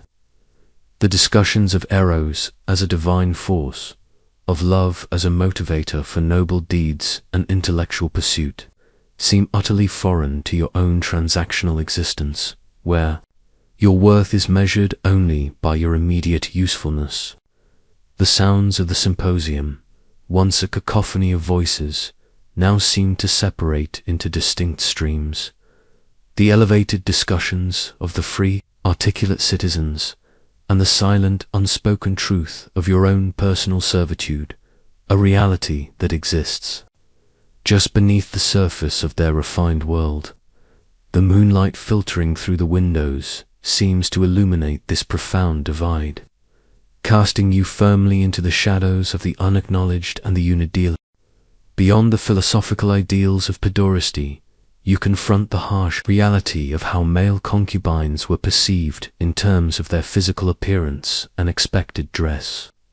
Unlike the free Iromenoi who might be admired for their athletic build or natural beauty, your aesthetic was carefully cultivated and controlled by your patron. It's a crucial historical point that your body was not entirely your own, but a part of your patron's display of wealth and taste, and therefore its presentation was rigorously managed. A curious detail here is that while free Greek men typically wore simple, practical tunics and cloaks, often favoring a more rugged or natural appearance, your attire might be more ornate or deliberately revealing. You might be dressed in softer, more brightly colored fabrics, perhaps with subtle adornments or perfumes that would be considered effeminate or ostentatious for a citizen. Historians still argue whether this distinctive dress was meant to enhance your appeal, to mark you as a luxury item, or to visibly differentiate you from free men, reinforcing your lower status. You feel the subtle discomfort of being adorned, knowing that each piece of fabric, each scent, is not for your comfort or self-expression, but for the pleasure and projection of your patron. Imagine standing silently in a room, perhaps at a symposium, dressed in a light, finely woven chiton that accentuates your form. Your hair might be styled, perhaps even perfumed, in a way that is distinctly different from the short, practical cuts of the free men around you. You are a living aesthetic, part of the visual and sensory experience for your patron and his guests. You are aware of their gazes, their quiet appraisals, and the way your appearance contributes to the atmosphere of luxury and indulgence. This constant awareness of being physically judged, of being reduced to an object of beauty or desire, is profoundly dehumanizing. This emphasis on your physical presentation means that even your body, your most personal possession, is not truly yours. It is maintained, groomed, and presented for another's consumption. You might be required to bathe frequently, to oil your skin, to maintain a youthful, unblemished appearance, all tasks that reinforce your objectification. The fleeting beauty of youth, which for a free man might lead to marriage and family, for you means continued servitude. The mirror reflects a carefully constructed image, but behind the eyes there's a silent resignation. The sounds of the symposium, once distant, now feel intensely close. The murmurs and laughter creating an oppressive atmosphere where your body is constantly on display. This meticulous control over your appearance underscores the profound lack of control you have over any aspect of your life. Beyond the philosophical ideals of pederasty, you confront the harsh reality of how male concubines were perceived in terms of their physical appearance and expected dress. Unlike the free Iromenoi, who might be admired for their athletic build or natural beauty, your aesthetic was carefully cultivated and controlled by your patron. It's a crucial historical point that your body was not entirely your own, but a part of your patron's display of wealth and taste, and therefore its presentation was rigorously managed. This management extended to every detail, from the cut of your hair to the scent on your skin, transforming you into a curated object rather than a self-determining individual.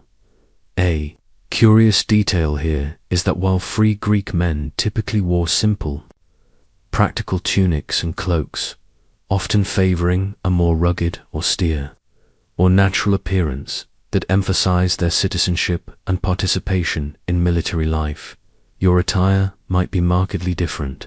You might be dressed in softer, more brightly colored fabrics, perhaps with subtle adornments or perfumes that would be considered effeminate or ostentatious for a citizen. This deliberate difference in dress served multiple purposes. It could enhance your appeal to your patron and his guests, mark you as a luxury item, and perhaps most importantly, visibly differentiate you from free men, reinforcing your lower, non-citizen status. Historians still argue whether this distinctive dress was primarily for aesthetic pleasure or for social demarcation. You feel the subtle discomfort of being adorned, knowing that each piece of fabric, each scent, is not for your comfort or self-expression, but for the pleasure and projection of your patron's identity and power. Imagine standing silently in a room, perhaps at a symposium, dressed in a light, finely woven chiton that drapes gracefully, subtly accentuating your form. Your hair might be styled in longer locks, perhaps even perfumed and intricately arranged in a way that is distinctly different from the short, practical cuts favored by the free men around you. You are a living aesthetic, a part of the visual and sensory experience for your patron and his guests. You are acutely aware of their gazes, their quiet appraisals, the way their eyes linger, and the way your appearance contributes to the atmosphere of luxury, indulgence, and perhaps even exoticism. This constant awareness of being physically judged, of being reduced to an object of beauty or desire, is profoundly dehumanizing. Stripping away your inner self in favor of an outer facade, this emphasis on your physical presentation means that even your body, your most intimate and personal possession, is not truly yours to command or define. It is maintained, groomed, and presented for another's consumption and display. You might be required to bathe frequently, to oil your skin, to maintain a youthful, unblemished appearance. All tasks that reinforce your objectification and the idea that your primary value lies in your physical form. The fleeting beauty of youth, which for a free man might lead to honorable marriage and the establishment of a family, for you means continued servitude and vulnerability. The mirror reflects a carefully constructed image, a pleasing facade. But behind the eyes, there's a silent resignation, a deep weariness from the constant performance. The sounds of the symposium, once distant, now feel intensely close. The murmurs and laughter creating an oppressive atmosphere where your body is constantly on display, evaluated and consumed. This meticulous control over your appearance underscores the profound lack of control you have over any aspect of your life, from your inner thoughts to your very outward presentation. As you continue your silent life in the Athenian household, you become aware of an even more extreme and disturbing facet of male concubinage, the existence of the pure delicatus. While the term literally means delicate boy, it often referred to enslaved boys or young men who were specifically groomed from a very young age for sexual service and pleasure. These individuals represented the pinnacle of a patron's indulgent wealth and power, their very existence a stark testament to unchecked privilege and the commodification of human beings. It's a critical historical point that the younger the boy, the more desirable he sometimes was for this role, leading to even more profound exploitation. A curious detail here is that, unlike concubines, who might have been acquired as adolescents or young adults, a pure delicatus was often taken into the household as a mere child. They were separated from their families at an age when their personalities were still forming, ensuring their complete dependence and malleability. Historians still argue about the precise extent of these practices and how widespread they were, but the literary and artistic evidence points to their undeniable presence among the very wealthy elite. You might witness a younger boy in the household, perhaps even younger than yourself, moving with an even greater sense of fragility and obedience, a chilling premonition of what his future might hold. The innocence in his eyes, slowly fading with each passing day, would be a painful sight. Imagine the psychological trauma inflicted upon such a child. Raised entirely within the confines of their patron's desires, their sense of self would be utterly warped. They wouldn't know a life free from constant scrutiny or the expectation of sexual service. Their education would be limited to pleasing their master, and their world would shrink to the boundaries of the household. They would be utterly robbed of a childhood, thrust into a premature adulthood defined by exploitation. The very concept of consent would be entirely alien to them, never having had the opportunity to develop personal boundaries or agency. Their laughter, if heard, might sound forced or strangely hollow, devoid of true childish joy. This systematic grooming from a tender age ensures a deeper, more insidious form of control. The pure deliquators would grow up knowing no other reality, making escape or resistance almost unthinkable. Their dependence, both economic and emotional, would be absolute. They might even develop a twisted form of attachment to their patron, a survival mechanism born of extreme vulnerability. The luxurious surroundings, meant to impress visitors, would for them be a constant reminder of their captivity, a golden cage that held their spirit prisoner. The sounds of the bustling city outside, full of the uninhibited cries of free children, would only serve to highlight the profound, irreversible loss of their own stolen youth and innocence, a silent tragedy unfolding within the seemingly idyllic walls of the villa. As you continue to observe the hidden lives within the wealthy Athenian household, a chilling and often disturbing practice comes into stark focus: castration. While not universal or always explicitly documented for every concubine, it was a known and horrifying reality for some, particularly those destined for long-term service as pori delicati or highly prized household servants. This irreversible physical alteration served multiple, brutal purposes: to preserve a youthful, unblemished appearance, to ensure perpetual docility, and to eliminate the possibility of sirring legitimate heirs, who might complicate inheritance or challenge a patron's authority. It's a critical historical point that this practice was primarily about maintaining control and enhancing a specific, often sexual, aesthetic, rather than for any medical reason. A curious detail here is that eunuchs, or castrated males, held a complex and sometimes paradoxical position in ancient societies, including parts of Greece, and more prominently in the Persian Empire, which influenced Greek practices. While they were physically mutilated, they could sometimes rise to positions of considerable power and trust within royal courts or wealthy households, precisely because they posed no threat to lineage and were seen as utterly loyal due to their complete dependence. However, for a concubine, castration was typically about maintaining their physical form and ensuring a perpetual submissive state. Historians still debate the prevalence of this practice, specifically for male concubines in Athens, but its very possibility casts a long, dark shadow over your existence, a terrifying extreme of patriarchal control. You might encounter an older eunuch in the household, perhaps a trusted servant, whose smooth, youthful features betray the painful history of his past, a silent warning of what depths of control were possible.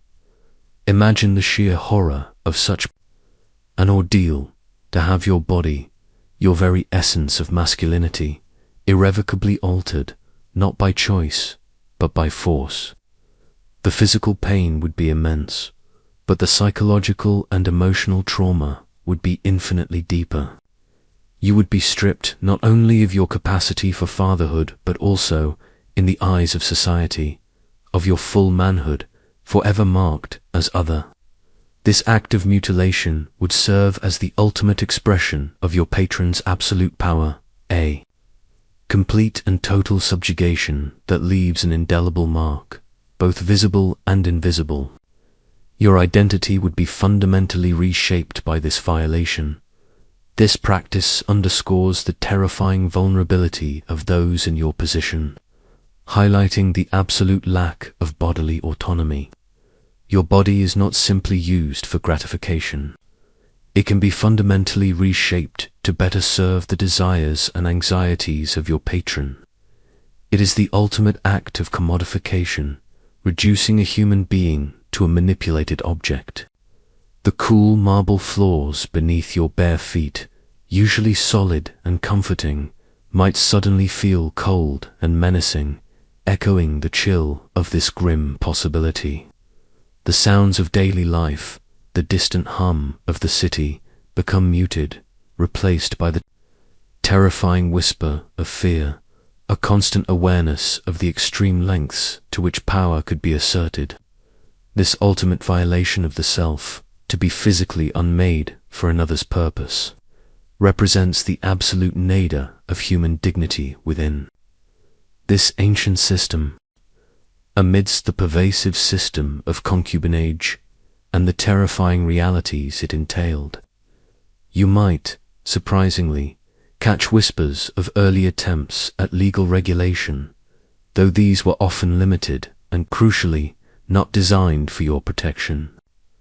Instead, these laws were primarily concerned with the preservation of citizen honor, the prevention of aristocratic scandal, and the proper maintenance of the social order, not the rights or well-being of the concubine. It's a key historical point that any legal discussions around male sexual relationships primarily focused on the active and passive roles taken by free citizens, and the potential for disgrace if a free man took a traditionally submissive role. Curious detail here is that Athenian law, for example, had provisions that could punish a free citizen who willingly submitted to sexual penetration by another free man, particularly if it implied an effeminate nature or a lack of self-control, which was seen as unbecoming of a citizen. Such an act could lead to atemia, a loss of civic rights, including the right to speak in the assembly or hold public office. However, these laws did not protect you, the concubine.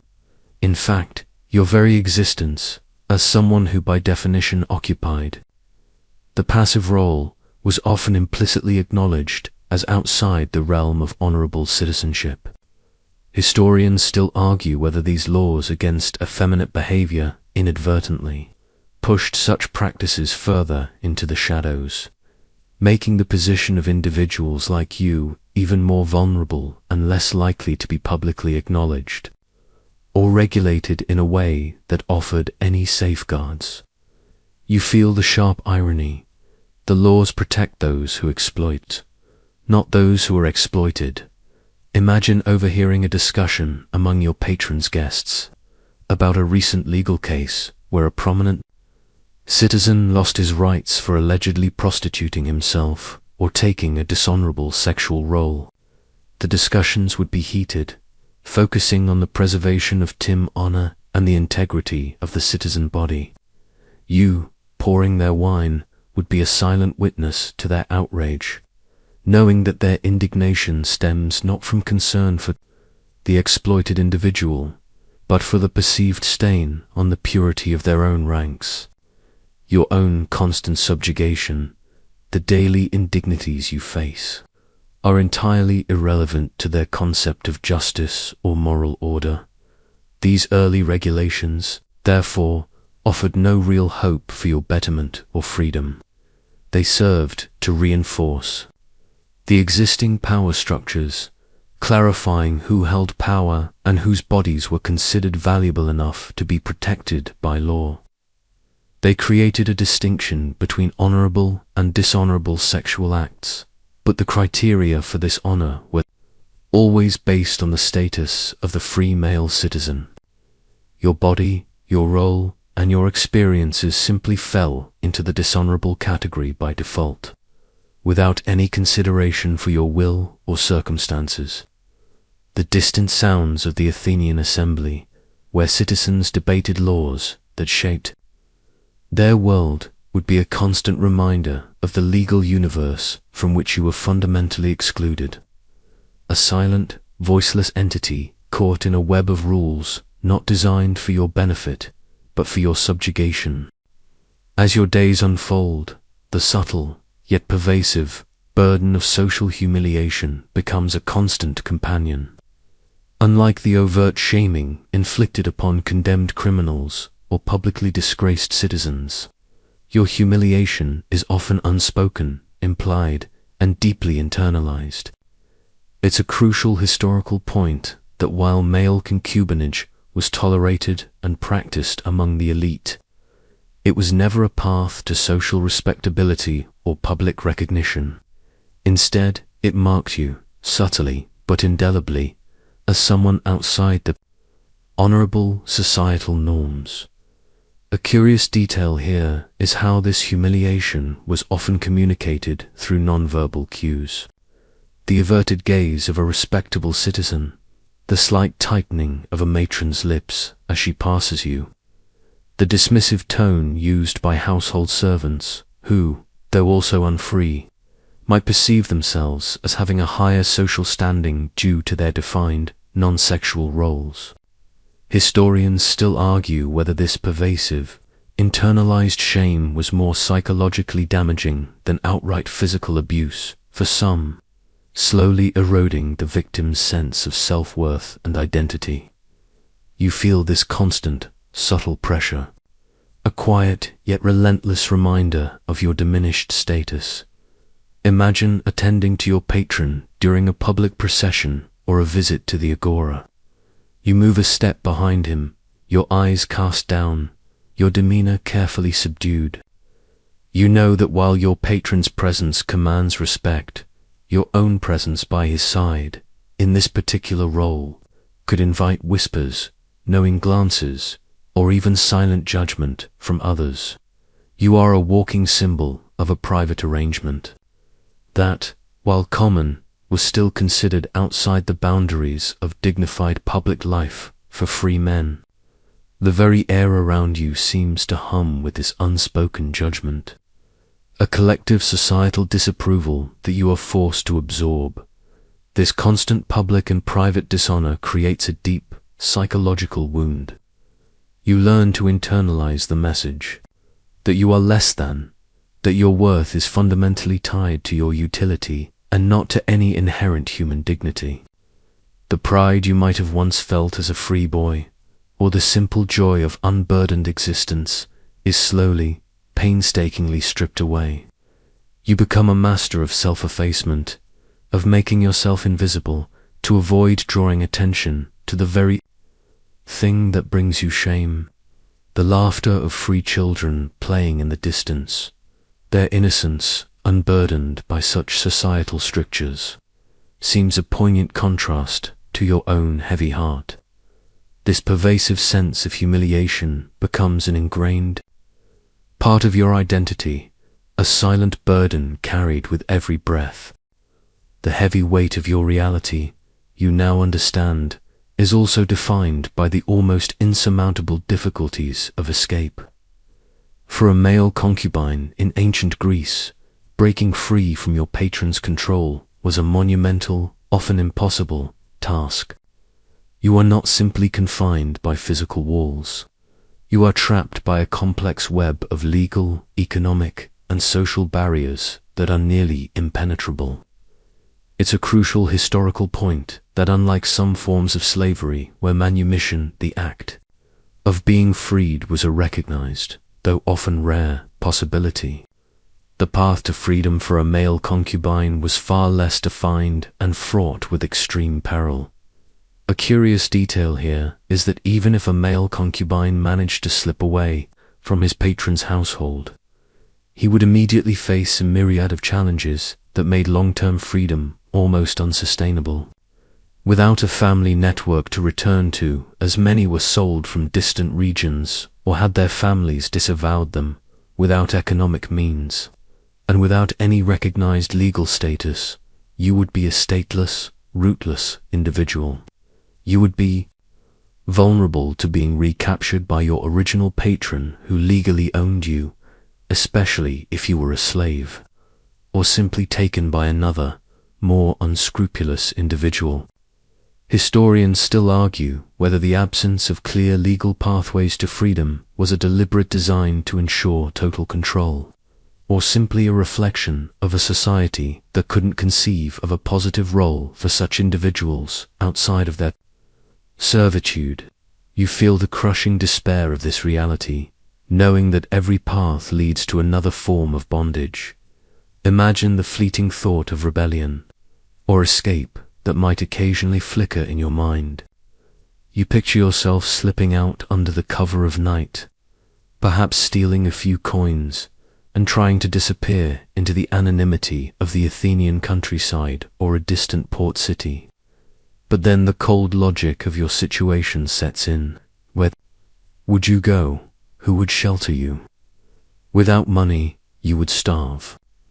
Without connections, you would be an easy target for bandits, or worse, captured and sold into even harsher servitude, perhaps in the mines or as a common laborer, where life expectancy was brutally short.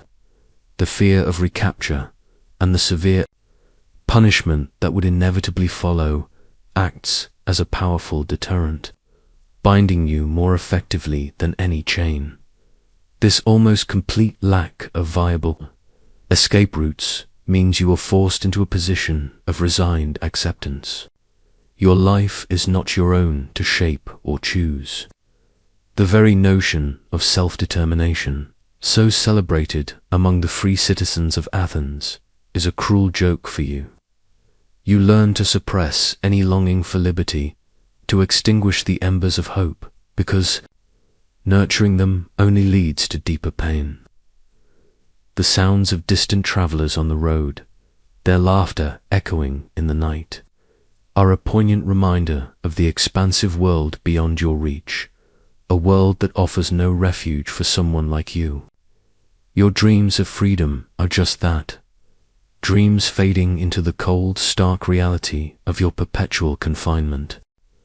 The cumulative weight of your experiences, the constant subjugation, the lack of rights, and the pervasive social stigma begins to manifest as a deep, insidious, internalized shame.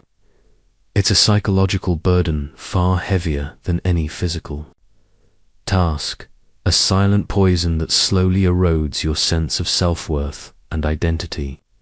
You begin to see yourself through the eyes of your oppressors and the disapproving society around you, internalizing the belief that your existence is inherently dishonorable and that you are less than a complete human being.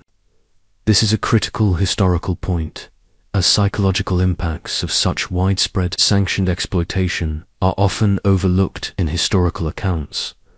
A curious detail here is how this internalized shame can lead to a kind of self-policing. You might unconsciously adopt the very behaviors and attitudes that society expects of you as a concubine, believing them to be your true nature.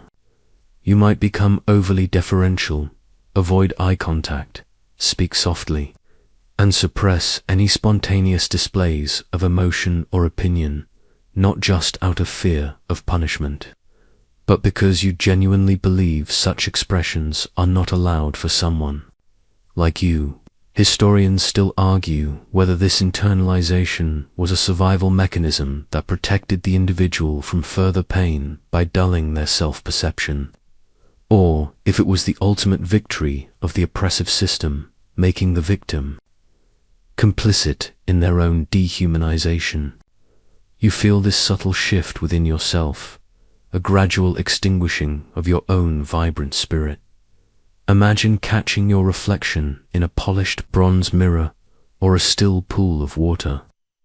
Instead of seeing a person with hopes, dreams, and a unique personality, you might begin to see what your patron sees: a beautiful object, a compliant servant, a vessel for another's desires. The youthful features that once held promise now seem to be merely tools of your captivity. The very idea of personal agency, of having desires that are truly your own and worthy of pursuit, becomes a distant, almost forgotten memory. You might even find yourself agreeing with the societal judgment, believing that your current state is somehow a natural or deserved consequence of your past or your birth. This constant internal battle, this struggle against a self-perception imposed by others, is profoundly isolating. You cannot share this inner turmoil with anyone for fear of appearing ungrateful, rebellious, or simply mad.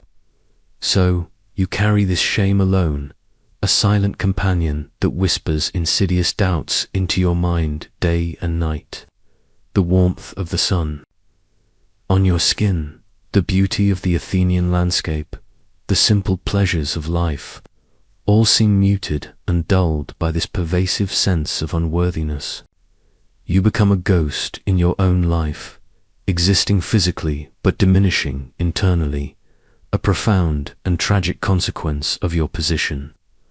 This internalized shame cements your captivity, not just within the villa, but within the very confines of your own mind.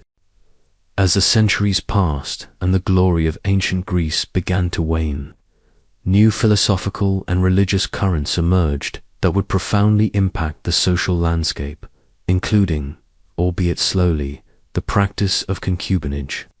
The most significant of these was the rise of Christianity. While it would take centuries for its influence to fully permeate society, the core tenets of early Christian thought, with their emphasis on spiritual equality, the sanctity of individual life, and a more restrictive view of sexual morality, began to chip away at the long-standing pagan practices that had normalized concubine. It's a crucial historical turning point that these new moral frameworks, even if initially applied imperfectly, challenged the very foundations of practices like yours. A curious detail here is that early Christian teachings, while advocating for a stricter sexual ethic overall, often condemned all non-marital sexual relationships, including those involving concubines, whether male or female. This was a radical departure from the more fluid and often permissive sexual mores of pagan Greece and Rome, while not immediately leading to widespread abolition. These condemnations gradually shifted public opinion and legal frameworks, pushing practices like male concubinage further into the realm of the illicit and sinful. Historians still argue whether the Christian emphasis on the spiritual rather than the physical, and the notion of a universal moral law, genuinely improved the lot of the exploited, or simply replaced one form of subjugation with another, albeit with different justifications. You might imagine the faint whispers of this new faith, initially dismissed as strange, slowly growing into a roar that would reshape the world around you.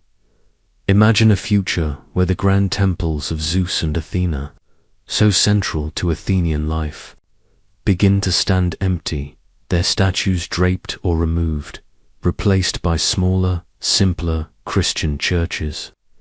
You might hear missionaries speaking of a God who sees all souls as equal in his eyes, regardless of social status or origin.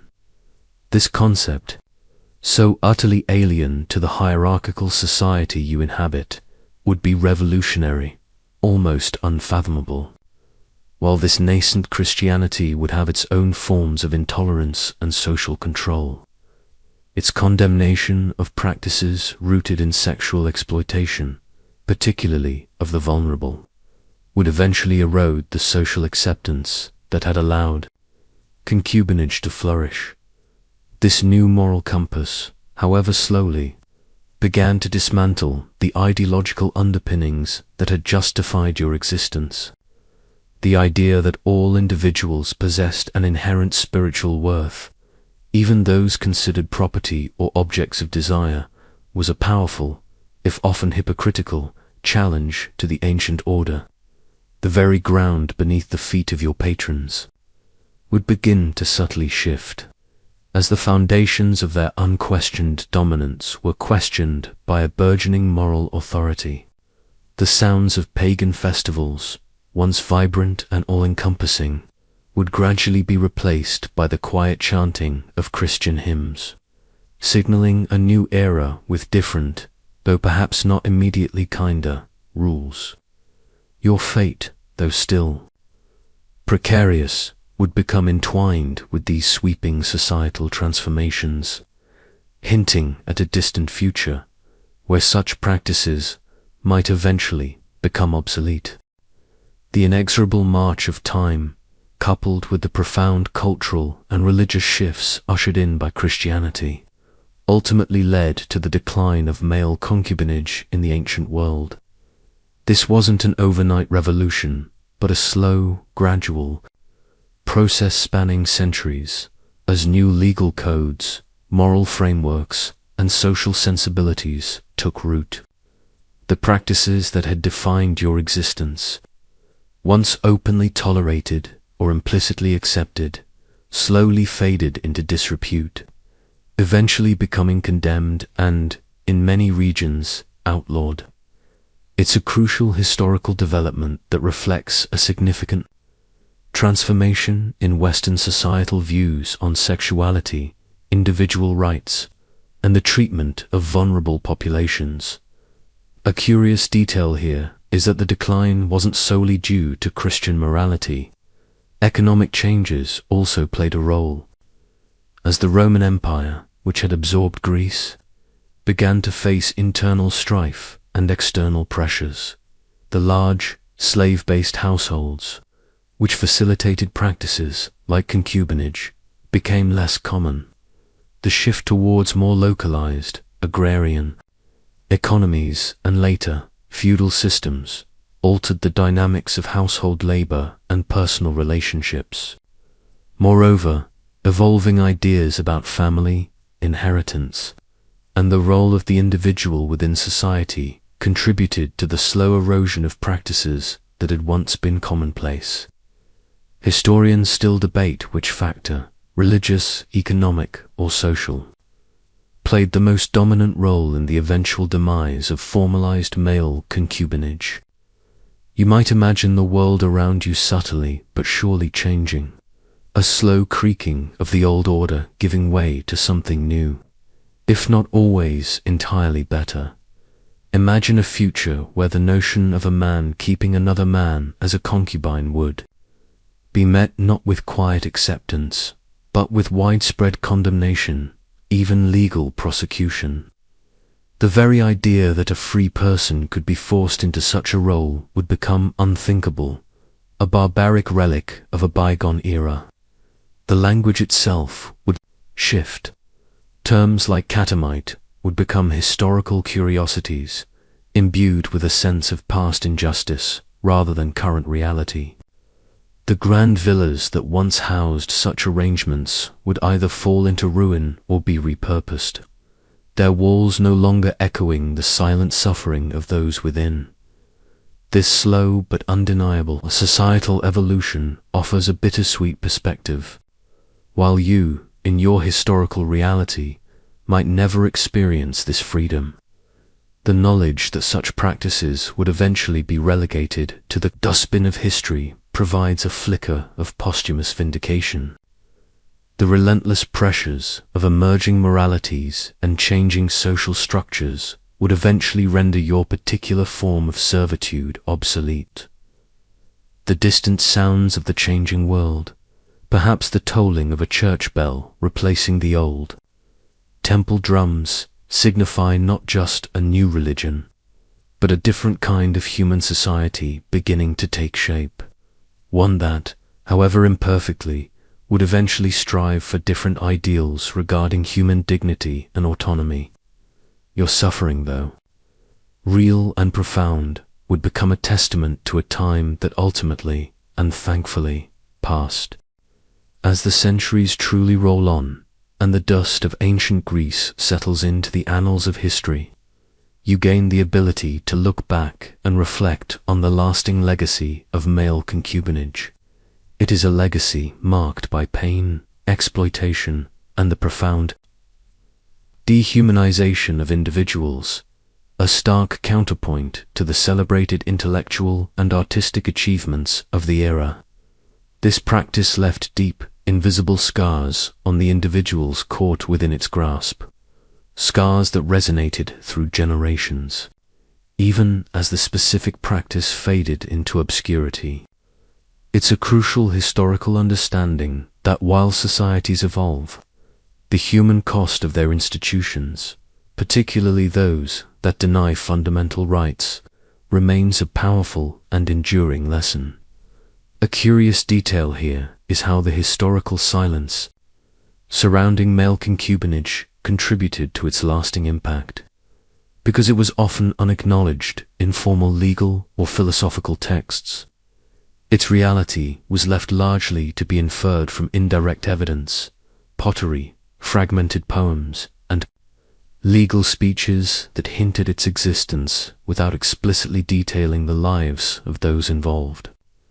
This lack of explicit historical record means that the voices of those who suffered are largely unheard, their experiences relegated to the realm of conjecture rather than direct testimony.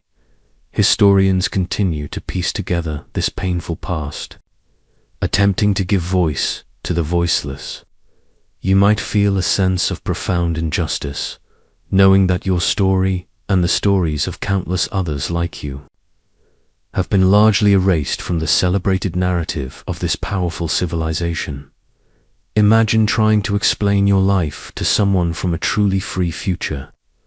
How would you convey the subtle terror of economic dependence, the chilling impunity of abuse, the soul-crushing weight of social stigma, the very concepts of consent and bodily autonomy, so fundamental to modern understanding of human rights, were simply not applied to you? Your existence was defined by their absence. The beauty of the temples, the profundity of the philosophies, the democratic ideals, all these achievements would seem tainted, shadowed by the systemic exploitation that underpinned so much of the society. You would highlight the paradox, a civilization that prized freedom and reason, yet simultaneously sanctioned profound unfreedom and irrational cruelty towards segments of its own population. This reflection offers a unique, albeit painful, perspective on human history.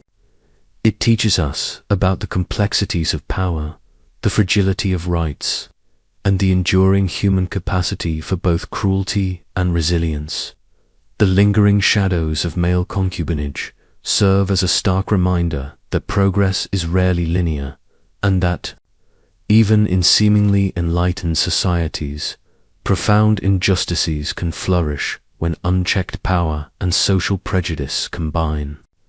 Your final thought might be a quiet hope that by unearthing and understanding these difficult truths, future generations can better recognize the subtle forms of exploitation that might still exist in their own times, ensuring that such indignities are never again normalized. The wind whispers through the ancient ruins, carrying with it the echoes of untold stories, urging remembrance and vigilance. As the final grains of sand fall through the hourglass of ancient Greek history, you are left with a profound and somber reflection on your journey. You have walked in the silent footsteps of a male concubine, experiencing a life defined by profound vulnerability, relentless exploitation, and a constant struggle against a society that denied your basic humanity. This wasn't a romanticized tale of ancient passion, but a stark, often brutal, reality of power imbalances and systemic dehumanization. Your journey through this historical reality has illuminated the stark contrast between the lofty ideals often celebrated in ancient Greece, democracy, philosophy, art, and the grim, lived experiences of those who existed at its very margins. A curious detail that lingers in your mind is how the very subtlety of this form of exploitation made it particularly insidious. It wasn't always the overt brutality of the mines or the physical chains of a galley slave.